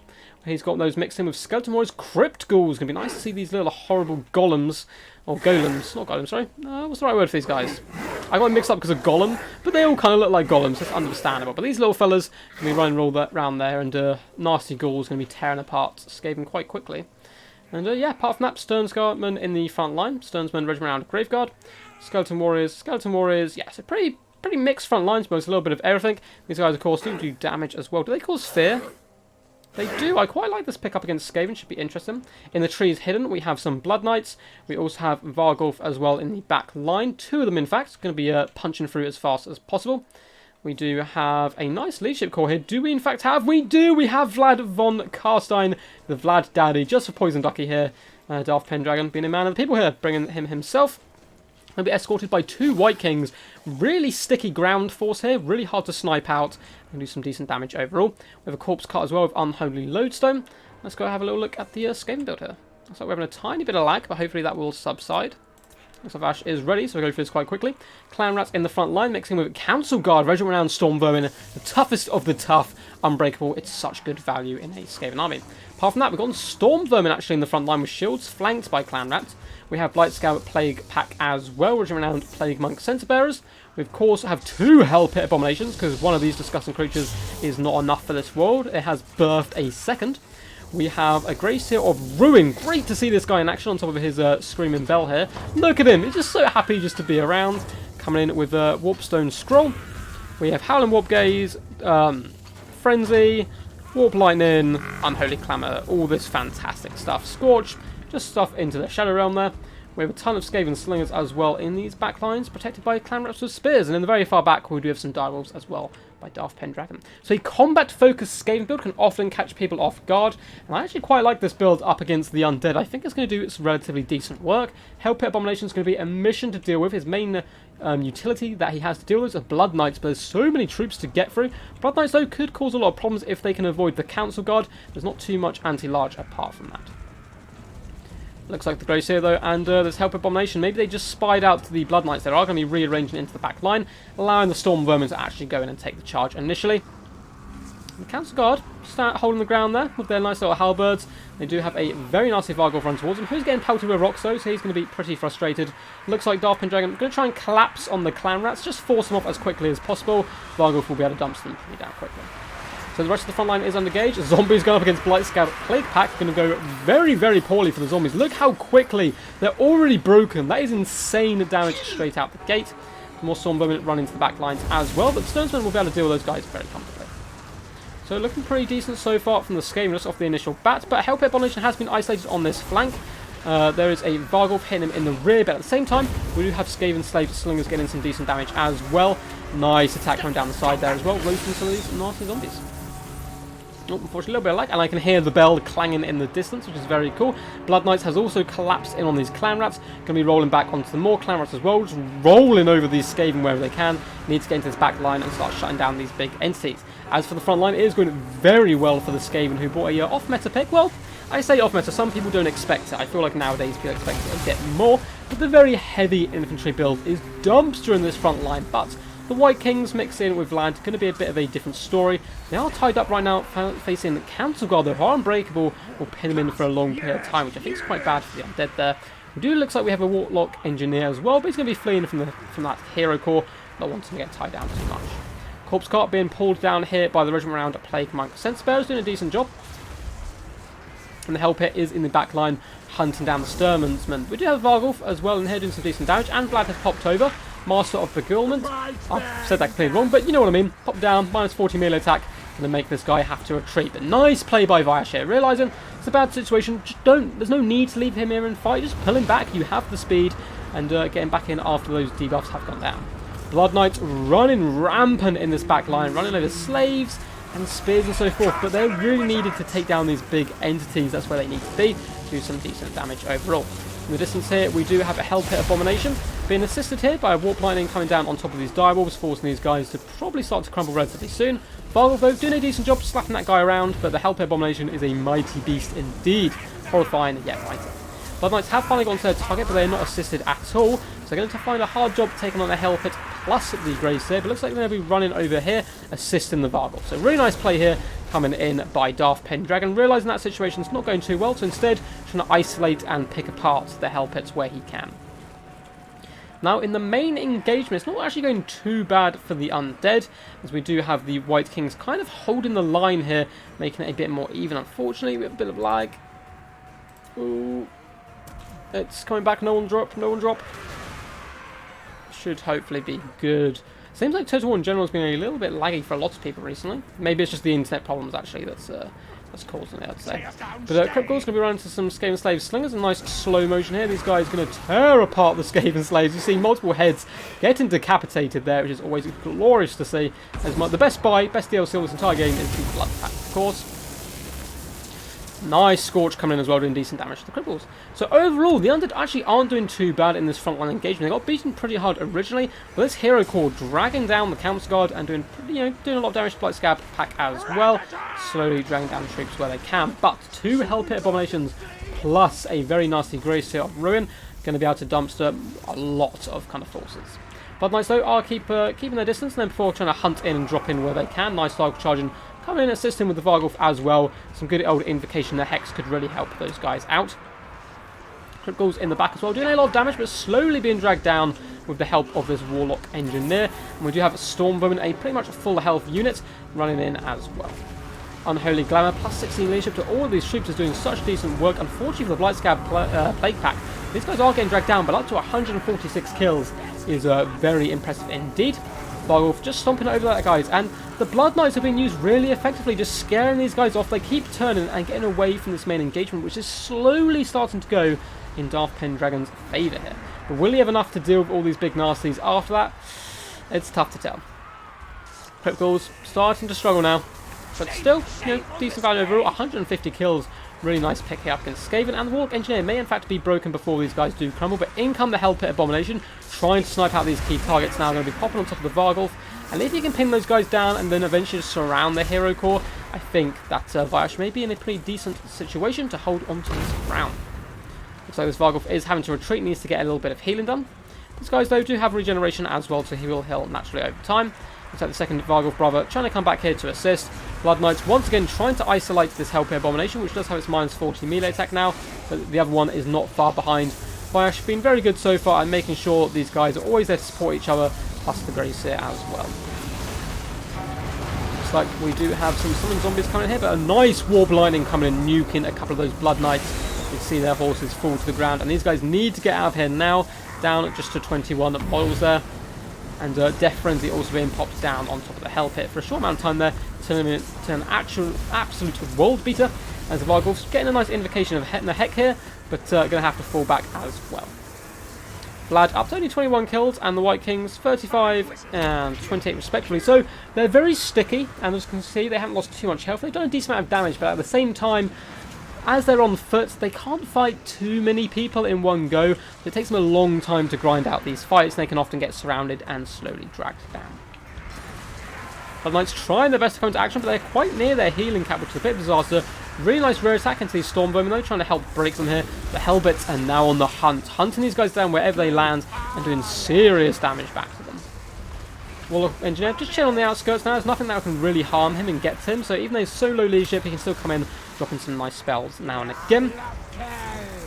Well, it looks like he may start to run. Nah, he's held for now.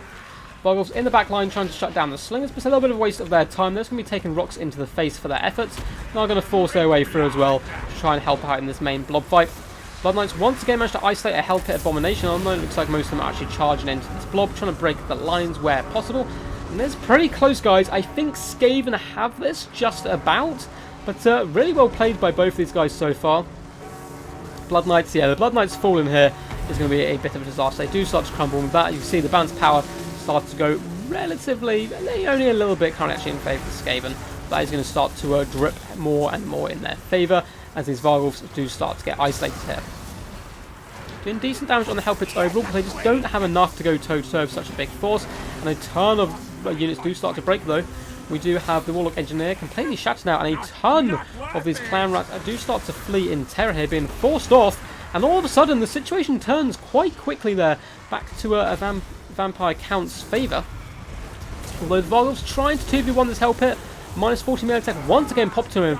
Vlad's coming in doing some decent damage, and perhaps if they can snipe out one of these Hell Pits now, if they get their regeneration proc, that is going to be so nasty for the Vampire Counts. But if you can tear these guys apart and they just summon, some Clan Rats or just die, then that is completely different. Vargulf's really impressed so far with their kind of staying power. I thought they would have fled the field quite a long time ago.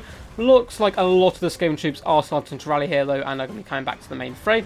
And Skaven Slave Slingers, each of these pebbles will add up, just constantly throwing those shots into these Vargulfs who are near their healing cap here. Up Abomination once again going in for more. Death Frenzy has been popped though, up in that melee attack by 24 and weapon damage by 30%, so he's an absolute world builder now. Beater now, sorry, not world builder. But he is getting mauled pretty heavily here, down to 2,200 health. Taking a bit of a slapping. The other one's in here as well, both very low. The healing could decide this, which is always a horrible fate for both players really to kind of leave it down to the healing. It looks like the Vargulfs are now starting to take a little bit too much damage and starting to crumble. Lots of pebbles being thrown in, but the White Kings are so healthy at this point. So is Vlad, full health. But army losses could see them off if they can't destroy enough of this Skaven force before it just becomes down to those two. Oh, this is so tight. Vargulf down to just 2,000 health. Hell Pit 1,400. The secondary one at 2,700. Those are a little bit healthier. And this Vargulf is having to flee. Try and get a little bit more regeneration where possible. And at least fight with Vlad, get that extra help coming in. Hell Pit hunting down the Vargulf though. They are having to flee, and they've got a lot more healing space with their regeneration than these poor... I don't even know who these guys are. Giant bats, I suppose, but they're kind of foot ones. So I think the Helpers are probably just going to win that engagement, just about. And then the slow swarm pulling down the White Kings and Vlad is probably going to happen.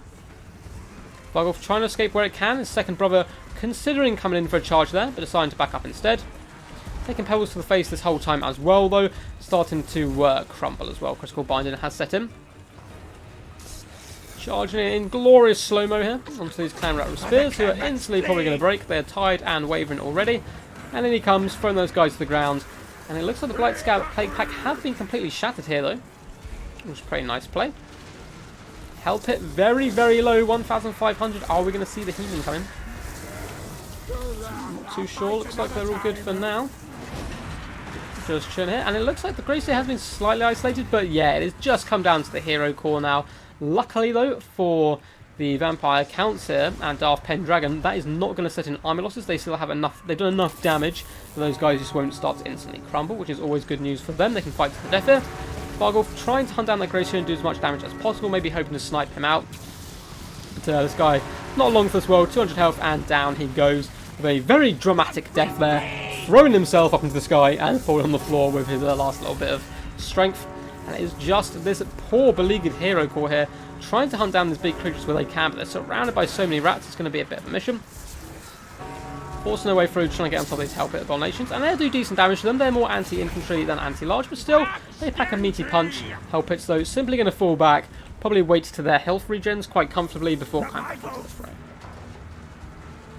Gracia, rolling dirty now, just pushing people over, and you can see the White Kings start to take a bit of damage. It's probably a good idea to isolate the White Kings, kill one, focus all your damage on him, then focus on the next one, leave Vlad to the end, and just slowly surround him, which unfortunately does happen to Vlad quite often. Oh, what a slow motion roar there. As it does come in, it's going to be hard to see these guys. Unfortunately, they are just in a mass of horrible tendrils, flesh, and gooey warp zone here. These guys struggling a little bit, but looks like some of the Skaven possibly will start to flee. There is no Blight Scab Plague Pack anymore, which of course gives immune psychology. So these guys are going to start to break quite heavily against all the fear and whatnot. Which could help these guys out. Looks like once again the -40 melee attack has been given, this time to the Gracia. The health pits are very low, but the White Kings, yeah, again focused down. I think this is unfortunate, it's going to be a game, but well played to both players. It's been a pretty damn close game, very grindy, which you expect to get when it comes up to counts, but I just don't see any way that the big Vlad Daddy is going to be able to carry this.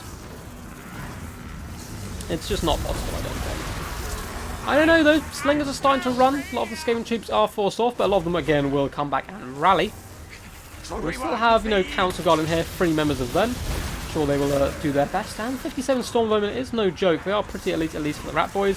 We can see one of the White Kings is now starting to waver. Very low leadership now on both of them. Only Vlad is the real boss here, holding the line. Hellpit trying to get in there and do his best. I'm assuming it's a Death Frenzy. Yeah, we get a nice Death Frenzy pop down as well. Up in his attack output, and yeah, all of a sudden those White Kings' health just gets nuked. It says Warriors are rallying, but even the mighty Vlad himself is getting a little bit low on morale. And it's starting to get beat up really bad. Let's try and zoom in and see the mighty man himself in a bit of a sandwich here, a little bit of a freeway, not where he wants to be in particular. Skaven slaves trying to get in there as well and just shank at his ankles and so forth. Try and hamstring them as much as possible while their big puppers here do the real damage.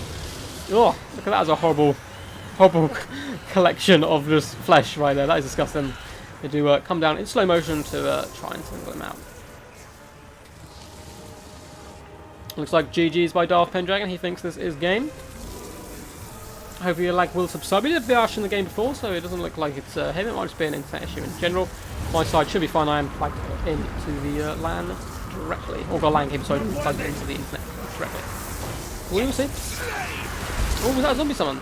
We did get a zombie summon trying to help these guys out, try and saturate on top. And a lot of the Skaven forces are breaking, but their big hitters are still all in action with a lot of healing to go. And there's just not enough damage output left with the counts to push them over that line before they actually regen. White King, 680 health here. Vlad doing his best, still got 3,000 health, but once the White King goes and these guys go, army losses will probably set in. Especially when that healing comes in. But unfortunately, a little bit of lag. It does give us some time, just to chill out and watch zombies get thrown around by their own forces.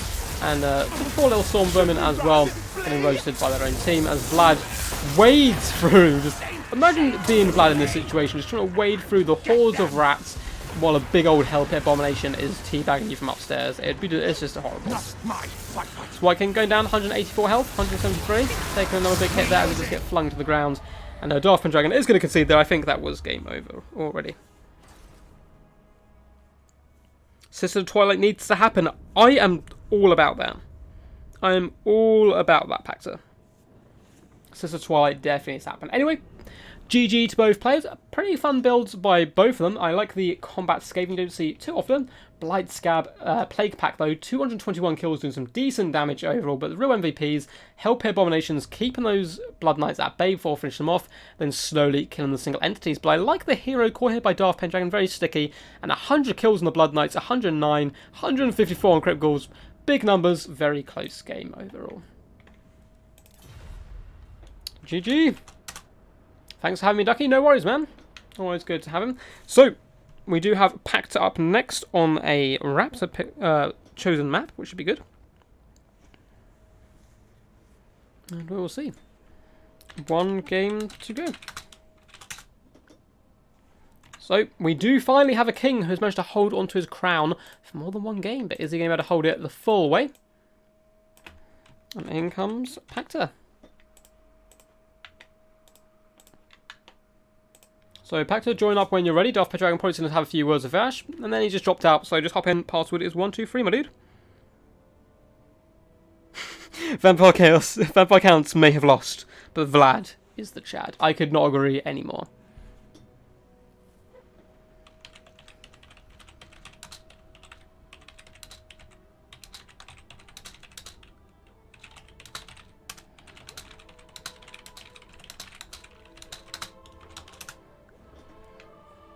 Cool. Let's me double check what the map was. I don't want to get it wrong. So, Steps of Isha, Broken Hills. Where are you? Boom. Here we go. What a beautiful map. Oh my god. Is it just a big choke point? Oh, that's disgusting. That is disgusting.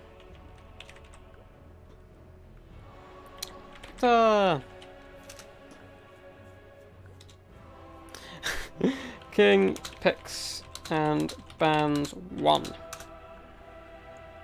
Why did you shout Ronin? Was Ronin in the fin? Was it Raptor? Raptor always chooses the last map off stream. Oh well, King of the Hill streams.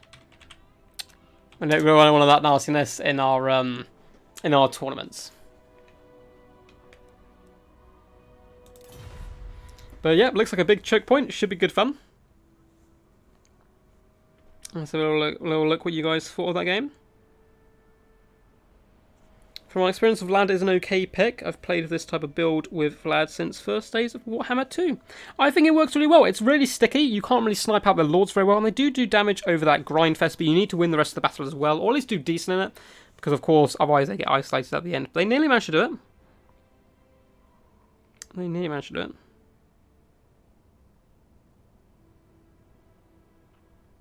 You like the story behind Vlad? I don't think I know the story. But yeah, Sisters of Twilight need to come in my opinion. A new Norscan Lord as well. They've even got Dreicher who can play. I'm probably saying that name wrong, but it's the Dryad Legendary Lord. She's pretty cool. She hates Wood Elves, though, as in like the actual elves. Cheeky mid push Tim. I agree. This is the last game of stream Tim as well. So you've joined at the perfect time to see who can claim the crown.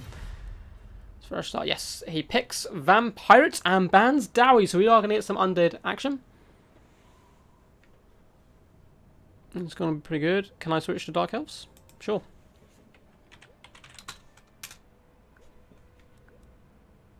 We have seen so many High Elves. We've seen so many High Elves die, where we've had to go full edgelord and switch up to the Dark Elves. Why me, Ronan? Why what?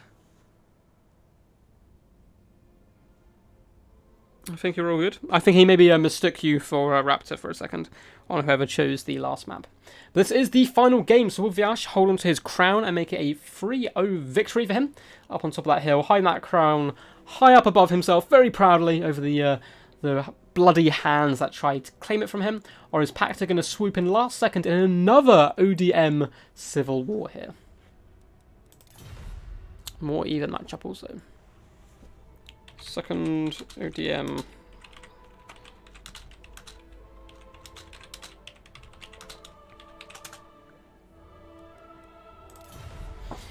But yes, should be good fun. ODM, one of the biggest clans in the Total War scene. Them and Extreme Meme Team seem to be the biggest two, at least from what I've seen, and there's a lot of big ones in different countries as well, depends kind of your location.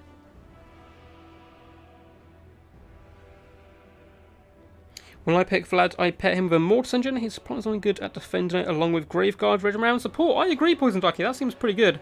I mean, he's a little slow, so if he's on the wrong side of the Mortis Engine, for example, and Cav hits it on the other side or a big monster, he can be in a little bit of trouble. He doesn't do too much damage to large threats, but I like the idea. Slowly grind out your opposition. I don't really play Undead myself. I'm not a big fan of like the grindy kind of style of play, but it can work really well. And it's not the only way you can play vampire counts, but I think the best way often is to kind of force it into this big, dirty grind match that you have to force your opponents through.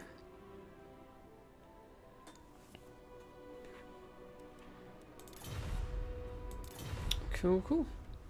So this is your last time, guys, to ask me some questions before the end of the stream. It's been good fun so far. Nice, bit of a shorter stream today. And of course, we will be back tomorrow and the next day with a couple of streams before I take a break. And, well, I say take a break, I have to go to work, basically, over the weekend. But I will return after that. So yeah, last chance to do all that good stuff, to subscribe, to like, to praise the duck gods and their almighty bread deity. And once again, if you do want to join in these in the future, feel free to hit the Discord link just down in the description below. That'll take you to my Discord where I announce tournaments, King of the Hills. You can just generally chat to a really good group of players. We've got a nice mix of kind of newer players and experienced players who are always helpful, you know, helping train people, giving advice and so forth. And it's a good way to find matches as well, if you know quick battles isn't really your thing. It should be good fun. I have another little drink of my water while we're waiting for these guys.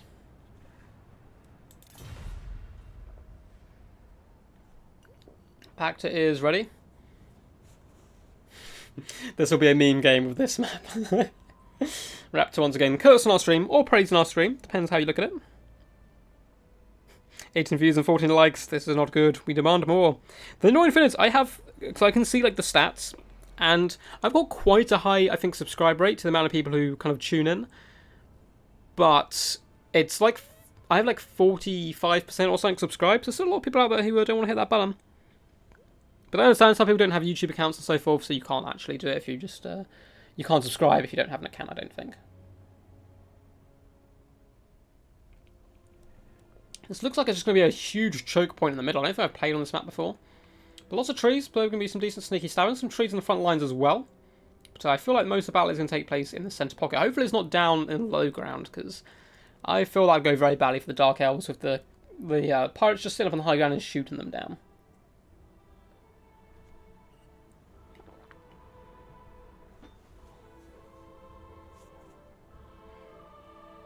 Unfortunately, see less views than usual today because, of course, the Mighty Turin is streaming as well, but I highly recommend his channel. It's pretty good fun.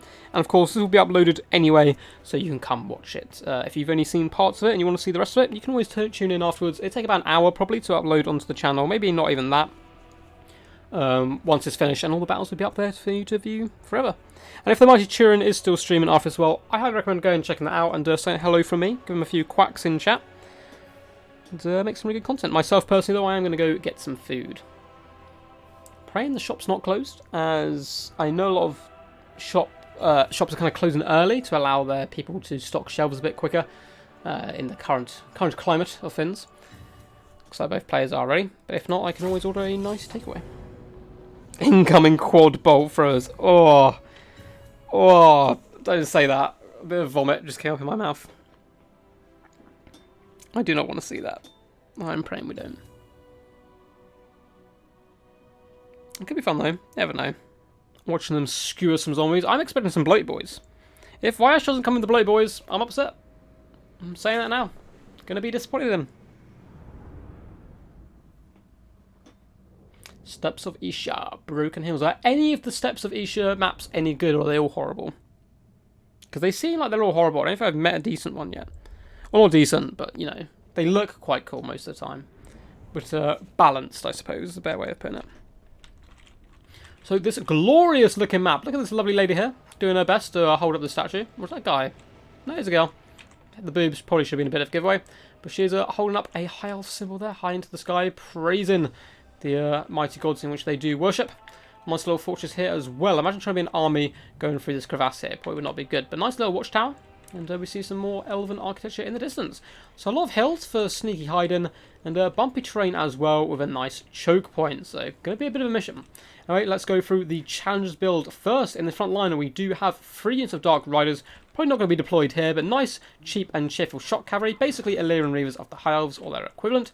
But it'll be good at breaking that back line and shutting down the ranged core of the forces. And it's not quite quad, but we have triple Reaper bolt thrower here. One of which, what was that? Two of which, just one of which is chevroned up here. Obviously trying to win at the range engagement while closing the gap with Spearmen in the front line, who will hold for days. We have the Hellebroni as well. Not only do these guys look much cooler than their regular Dreadspear brethren, but they fight a lot better and harder as well. Should do some decent defense work and of course have poison. I believe they have poison. They have seemed to disappear, but yep, they have poison. So those guys decent at holding the front line while these guys do the huge heavy lifting damage in the back. Got some more Dread Spears back here. The Bolt Fiends and Dark Shards. Bolt Fiends, of course, are just a Regiment Renowned version. These guys look so cool in their stance, like peeking over top of the shields with their crossbows. Looking very badass indeed. We have an Assassin as well in the back line helping protect. And who do we have for her Lordship? Is this Marathi? No, it's a Supreme Sorceress of Fire up until the Manticore. I've always loved her Manticore. The kind of armoured variety looks so much cooler. He's coming in with the Burning Head, Flaming Sword of Ruin, and Fireball. Also an Opal Amulet as well, and of course Arcane Conduit. And in the middle here, Sisters of Slaughter. So pretty cool build overall. Going to be a bit of a challenge to deal with. But how is Vash going to cope with this? So in the front line, we do have a ton of zombie pirate deckhand mobs, just there to take damage, soak it up, and slowly grind out their enemy. We then have some mortars who, unfortunately, we've got 2, was it 3? Just 2, are really going to struggle, as these Wreath Bolt Throwers are going to be much better at taking them down in an artillery fight. We then have a load of gunnery mobs here, coming in with those bombs, going to really assist, and to be honest, tear through the Spearmen very, very quickly in the front line. With some zombie pirate deckhand pole arms as well for a little bit of protection in a third line. Oh, what a hero! He has brought the Gallows Giant, Red Round Necrofex Colossus. This burning beast, you can see its cannon dripping with flame and ichor there. Is a flamethrower Necroflex. Will do some huge damage, but unfortunately, I feel like those bolt throws are going to tear that poor fellow apart. We do have Count Noculus on foot, a very sticking combatant himself, coming in with his extra summons, Invocation of the Heck, and all that good stuff. Is there anything else we have missed? We have, yeah, just 2 more. Oh, we've got zombie pirate gunnery mob as well, handguns, just to add in a little bit of protection, but I think for the most part that is it. Oh, I am mistaken, we do have the Night Terrors as well. Red Round Mongols, very powerful units indeed, cause terror and all that nasty stuff, but I believe they can rampage, which is a bit of a problem, but if they get in that front line, they will do some decent damage, and a nice amount of harass. Looks like Vash is ready. What the fuck is this map? Didn't look like that. I thought I like it. Nice to see. Balance power dead even. Once we do get underway and take one last sip. We have something hidden. I've just noticed. What is it? Oh, his Dark Riders are just hiding in the back, probably waiting to see if there's any nasty Vanguard deployments. But they're soon going to be swooping to the front line. Have fun, my man. Nice to see.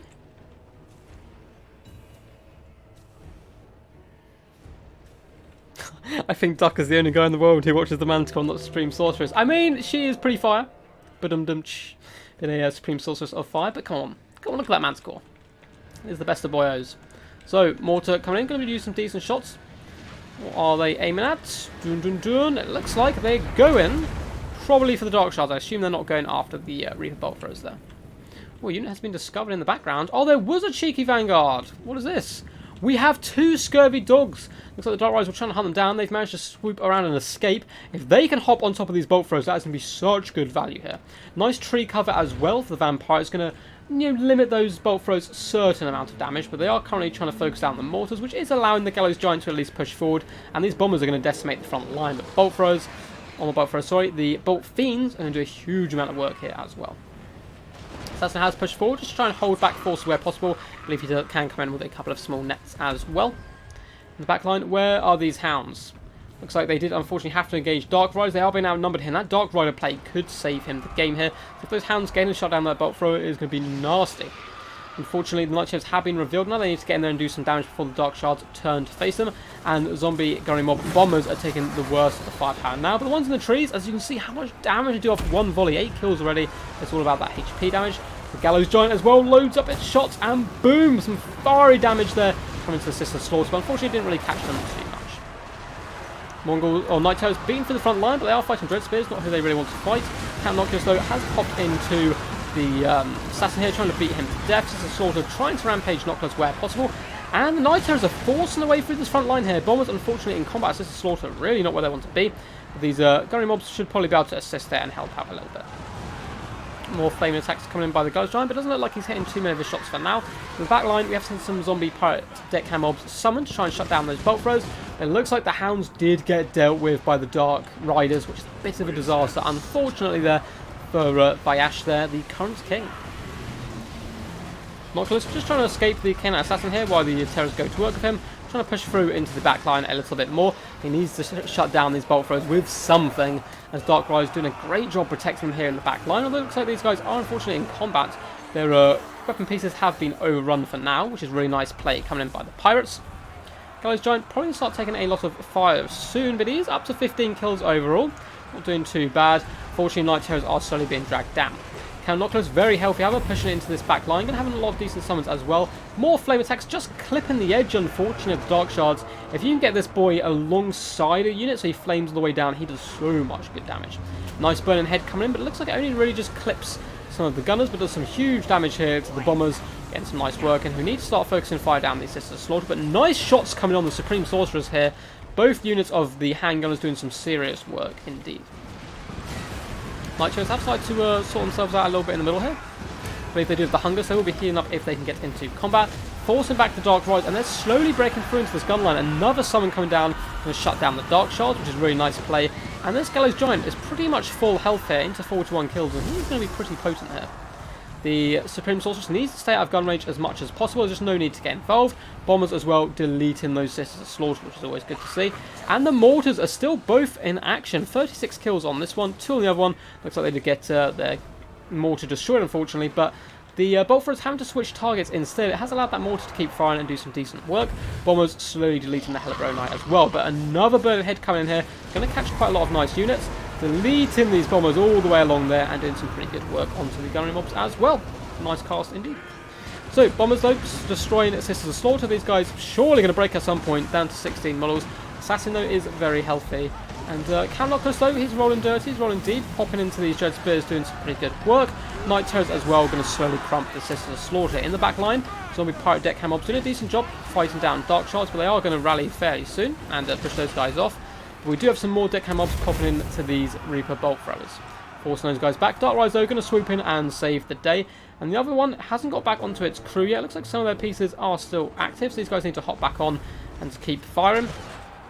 Gallows Giant really forcing its way into that line there, but it is going to get overextended and isolated here. It's trying to get in here to shut down these Reaper Bolt Throwers and these long-range items. But Invocation Heck going to keep that guy topped up, and he does have Count Noctilus for support. This game, though, is going slightly in favour, I think, of the Vampirates at this point. The Supreme Sorceress very beat up. She's not the type of lord who can get in there and carry a game late game either. She's no Malekith. Although the Gallows Giant is taking a huge amount of work here, does manage to pop back into Bolt Fiends, trying to scare them off where possible. And he's all of a sudden taking a huge amount of damage, and a big fireball coming in now as well. He is starting to crumble. If this guy goes down, that could start to turn this game back. There's still a lot of elements active, a lot of bolt throwers who can get back onto their crews, and a lot of Dark Shards still active who can do a nice amount of work. And of course, as the summons do wear out as well, that's going to take away some of the Vampire Pirates' ability to shut down these type of units. And down he goes, crotch shot from this Reaper Bolt Thrower, takes down the Gallows Giant, who overextended far too much there, and got sniped out. Balance power is currently quite heavily in favour of the Vampires. Supreme Sorceress being beat up, probably quite a lot to do with that as well. But she can probably flow back here, destroy the mortars if she needs to.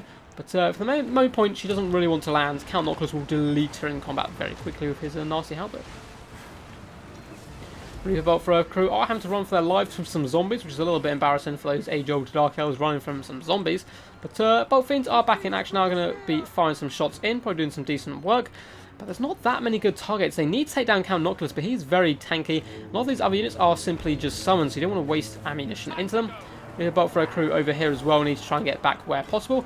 And, you know, don't take the Canine Assassin out of the equation either. He can do some very decent work, even up against Count Noculus. If he can stay alive, get some support by the Supreme Sorceress, I can see the Dark Elves certainly bringing themselves back into this game.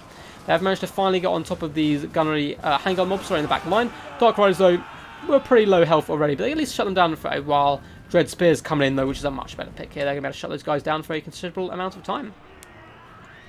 Canine Assassin falling back here, but from Count Noculus, just waiting for those summons to disappear before having to engage fully. So this is a Slaughter trying to rampage where they can. All these guys, I always forget if it's these ones who can rampage or not. Let's hop onto the one. There we go. They can poison, but they can't rampage, unfortunately. Okay. It's the other ones who can. So they're just kind of big damage dealers instead. 102 kills, not bad, but they are finally forced off. Mortars still coming in and trying to do work where possible. This really bolt throw, trying to take his artillery piece with it. It's probably a bit of a mistake here. Count Noculus going to drag those guys down, but the Assassin is constantly doing that damage into him, firing in there with his nasty little attacks. And the zombie summons are starting to dissipate at this point. Very open claim. We really need to respect the level of micro by both players here. Look how stretched the battle is. Micro all over the place. Zombie Pirate Deckham mobs have slowly been skirmished into obscurity here. Dread Spear is going to come back and help finish those guys off well. So nice rally coming in here by Pacta and these Dark Elves after an initial relatively, it's a fairly even start, but a bit of a rocky mid-game here.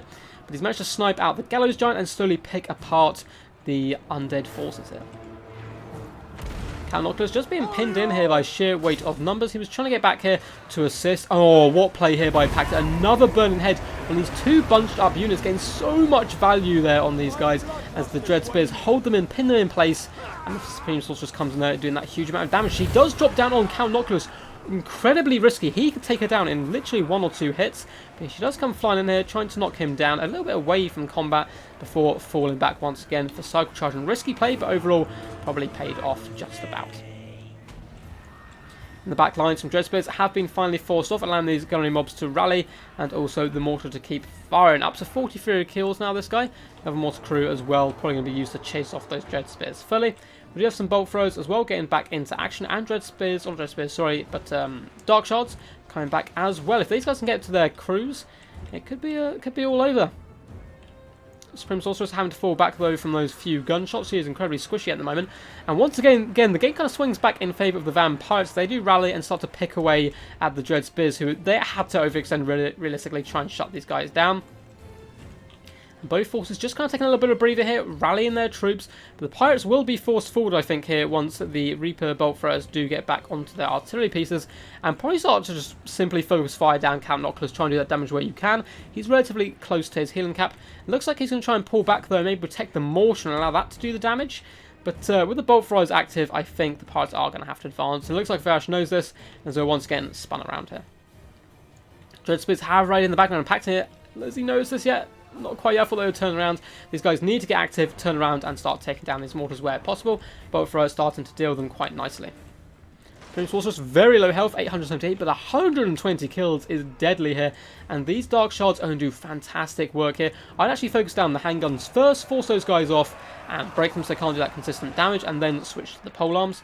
As polearms will, you know, struggle a little bit to deal with all this amount of troops. I don't do too much damage to, you know, Canine Assassins and so forth. The big problem here for Pacta is going to be Count Noculus. He is incredibly tanky into the late game here, and there's nothing that can snipe him out. I think consistent fire by the Canine Assassin may be the way to go, and then try and snipe him out at the end. Dread Spears still not been noticed yet. They need to get down here and start working on these mortars, who have fled their crew. Oh, it looks like the Relief Bolt Throw did its job and destroyed the last artillery piece there, forcing the pirates forward. Very healthy polearms going to be moving forward, closing the distance on these Dark Shards there. But a nice arcing shot coming down here by a second Reaper Bolt Throw, which has got active, doing some decent work indeed. So Slaughter running in, just trying to hold the line here and push these guys back. And Count Noculus going to be taking those 360 no-scopes here from the Canine Assassin, who's really done a huge amount of work to him just over the course of the battle here.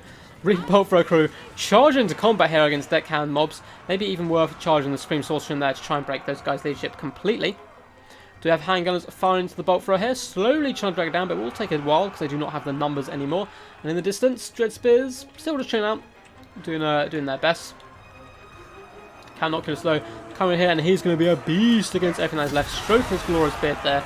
Nice big overhanded hit there into the Bolt Fiends, breaking those guys pretty much instantly. Up in the high ground, K-Knight Assassin doing his best to try and finish off and isolate these Polar mobs with assistance here from the Dark Shards. Doing some decent work, although they're starting to wave already, and a ton of the Dark Elf forces are starting to break, and that is because the Supreme Sorceress has very boldly jumped into combat against the handguns, which is a nice pick, but she's down to just 500 health now, and that's pushed the balance power even more in favour of the Vampires here. So she needs to stay out of combat where possible. A few more shots coming in, down to 460 health. If she breaks, it is all over, but if she stands, I think the Dark Elves win this, surely. The Assassin can kite back against Noculus. Oh, he's running out of ammunition, actually. Maybe there's nothing which can take down the Beast himself. This is an incredibly close game right now. I'm assuming this is a big old fat fireball coming in onto Noculus. A pretty much direct hit there, taking him down to just 1,000 health. Assassin really needs to flee here and get out of harm's way. Come in with these Dread Spears and try and finish troops off. Supreme Sorceress does shout some words of encouragement down to these Reaper Bolt Thrower crews. They need to get back onto their artillery pieces. Dark Shards have raid as well. That consistent fire coming in will do great work. Mortar probably doing more damage to its own troops here than the enemy. King Assassin probably needs to turn and fight this, hold the line, and start doing some damage to Count Noculus. This game is incredibly close. What a game to close out the stream on. Dread Spears have finally been remembered and will be falling back. Probably best so if they shut down that mortar instead. Bolt Thrower, though, back in action. Going to be turning to shoot. What are you shooting at? Looks like possibly the mortar. They're trying to figure out what they're doing for now. But nice shots coming in as well. Noculus has very closely hit his healing cap. We're trying to hunt down some Reaper Bolt Thrower crew. Looks like he's in fact faster than when he has his charge animation on active. Very cheeky King Assassin forcing his troops to turn around, and they're in just such a killing pit right now. Bolt Thrower one side, Archers the other side. I think this could spell doom for the Pirates. If I was him, I'd probably walk my troops over and try and take out the Reaper Bolt Thrower. It's just doing so much damage, but maybe not now that you only have Noculus left, as it's going to struggle to take him down. But I think the King is going to fall here, although he did manage to get a couple of wins, which is more than most. We've had so many Kings on this stream, even though it's been a bit of a mini King of the Hell stream. Noculus trying his best here though, chasing after that K-Knight Assassin, realising he's one of the only people who can do too much damage to him. Instead now focus on the Dread Spears. I thought when the Supreme Sorceress did take all that damage and the Dark Elves broke there, it could have been game, but very nice rally here by Vash, keeping focused, well, not Vash, Pactor, keeping focused, keeping the Supreme Sorceress out of harm's way. But once again, he likes a good risk though, coming charging in here, and that Assassin just got nuked by Count Noculus. Count Noculus not messing around here. Nice shot to the face though, down to just 660 health by Noculus, but this is still actually anyone's game. I was just about to call it there. Supreme Sorceress maybe is going to have to come in with those risky attacks from the sky, as Noculus is starting to waver. Still 600 health, he will be able to break these forces without help of the Sorceress. Bolt Thrower though, really coming in clutch there and doing some decent damage. Now, do we have another Fireball active? That could also turn the tide of the battlefield. Arcane Conduit popping in, so I'm assuming he's saving up for one. Bolt Thrower coming in and hammering Noculus pretty damn hard here. Mortar once again is active, but I believe this has got to be a Fireball coming in surely.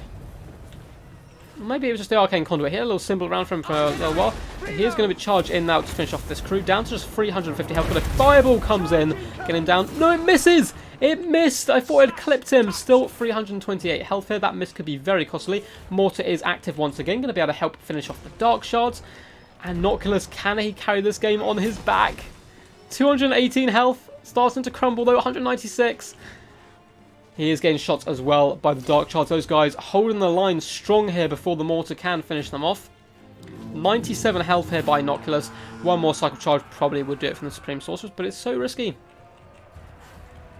Dark Shards are out of ammo though, having to run into combat here as the Mortar does shoot it, but down Noculus goes. He does in fact crumble, and that is going to be game as the Mortar crews do eventually get finished off here. But what a game. We have crew on crew violence here as well, as the Bolt Thrower crew do going to finish off this beleaguered zombies. They're not here for the violence, but we do have a new king to end the stream. What a game! What a game! That was insane! Mortar firing off gloriously one or two more rounds here. I mean, realistically here actually, I want to say, oh no, Army losses don't come in. I see their morale break. If he'd got one or two more shots and broke these guys, Supreme Sorceress would have had to go into combat, but she probably would have been able to carry it relatively comfortably. But what a game! GG's all round. That was pretty damn crazy. That Assassin got nuked by Count Noculus though. I didn't realise he'd get destroyed so much, hence I guess the running away.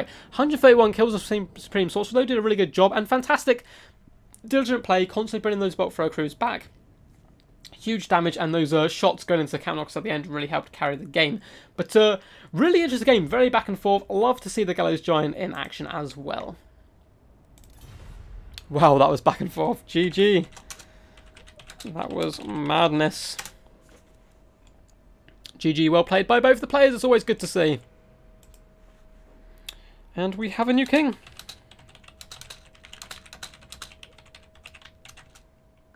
I want to do an epic final finish fireball. So, well done to Vayash for having the longest win streak. And King Paktar!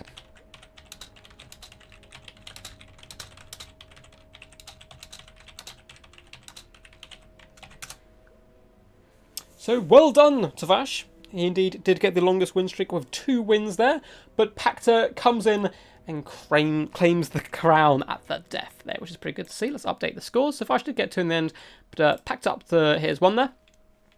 And of course, will be the current king. So let's change his name a little bit to King Paktar. There we go. That's good to see. So I hope you guys did enjoy. I will stick around for 1 or 2 little minutes if you've got any questions, but after that, we will be bouncing. Insane comeback. It was indeed a very good game. I mean, to us, we had a load of good games today. Thanks for the stream. No worries.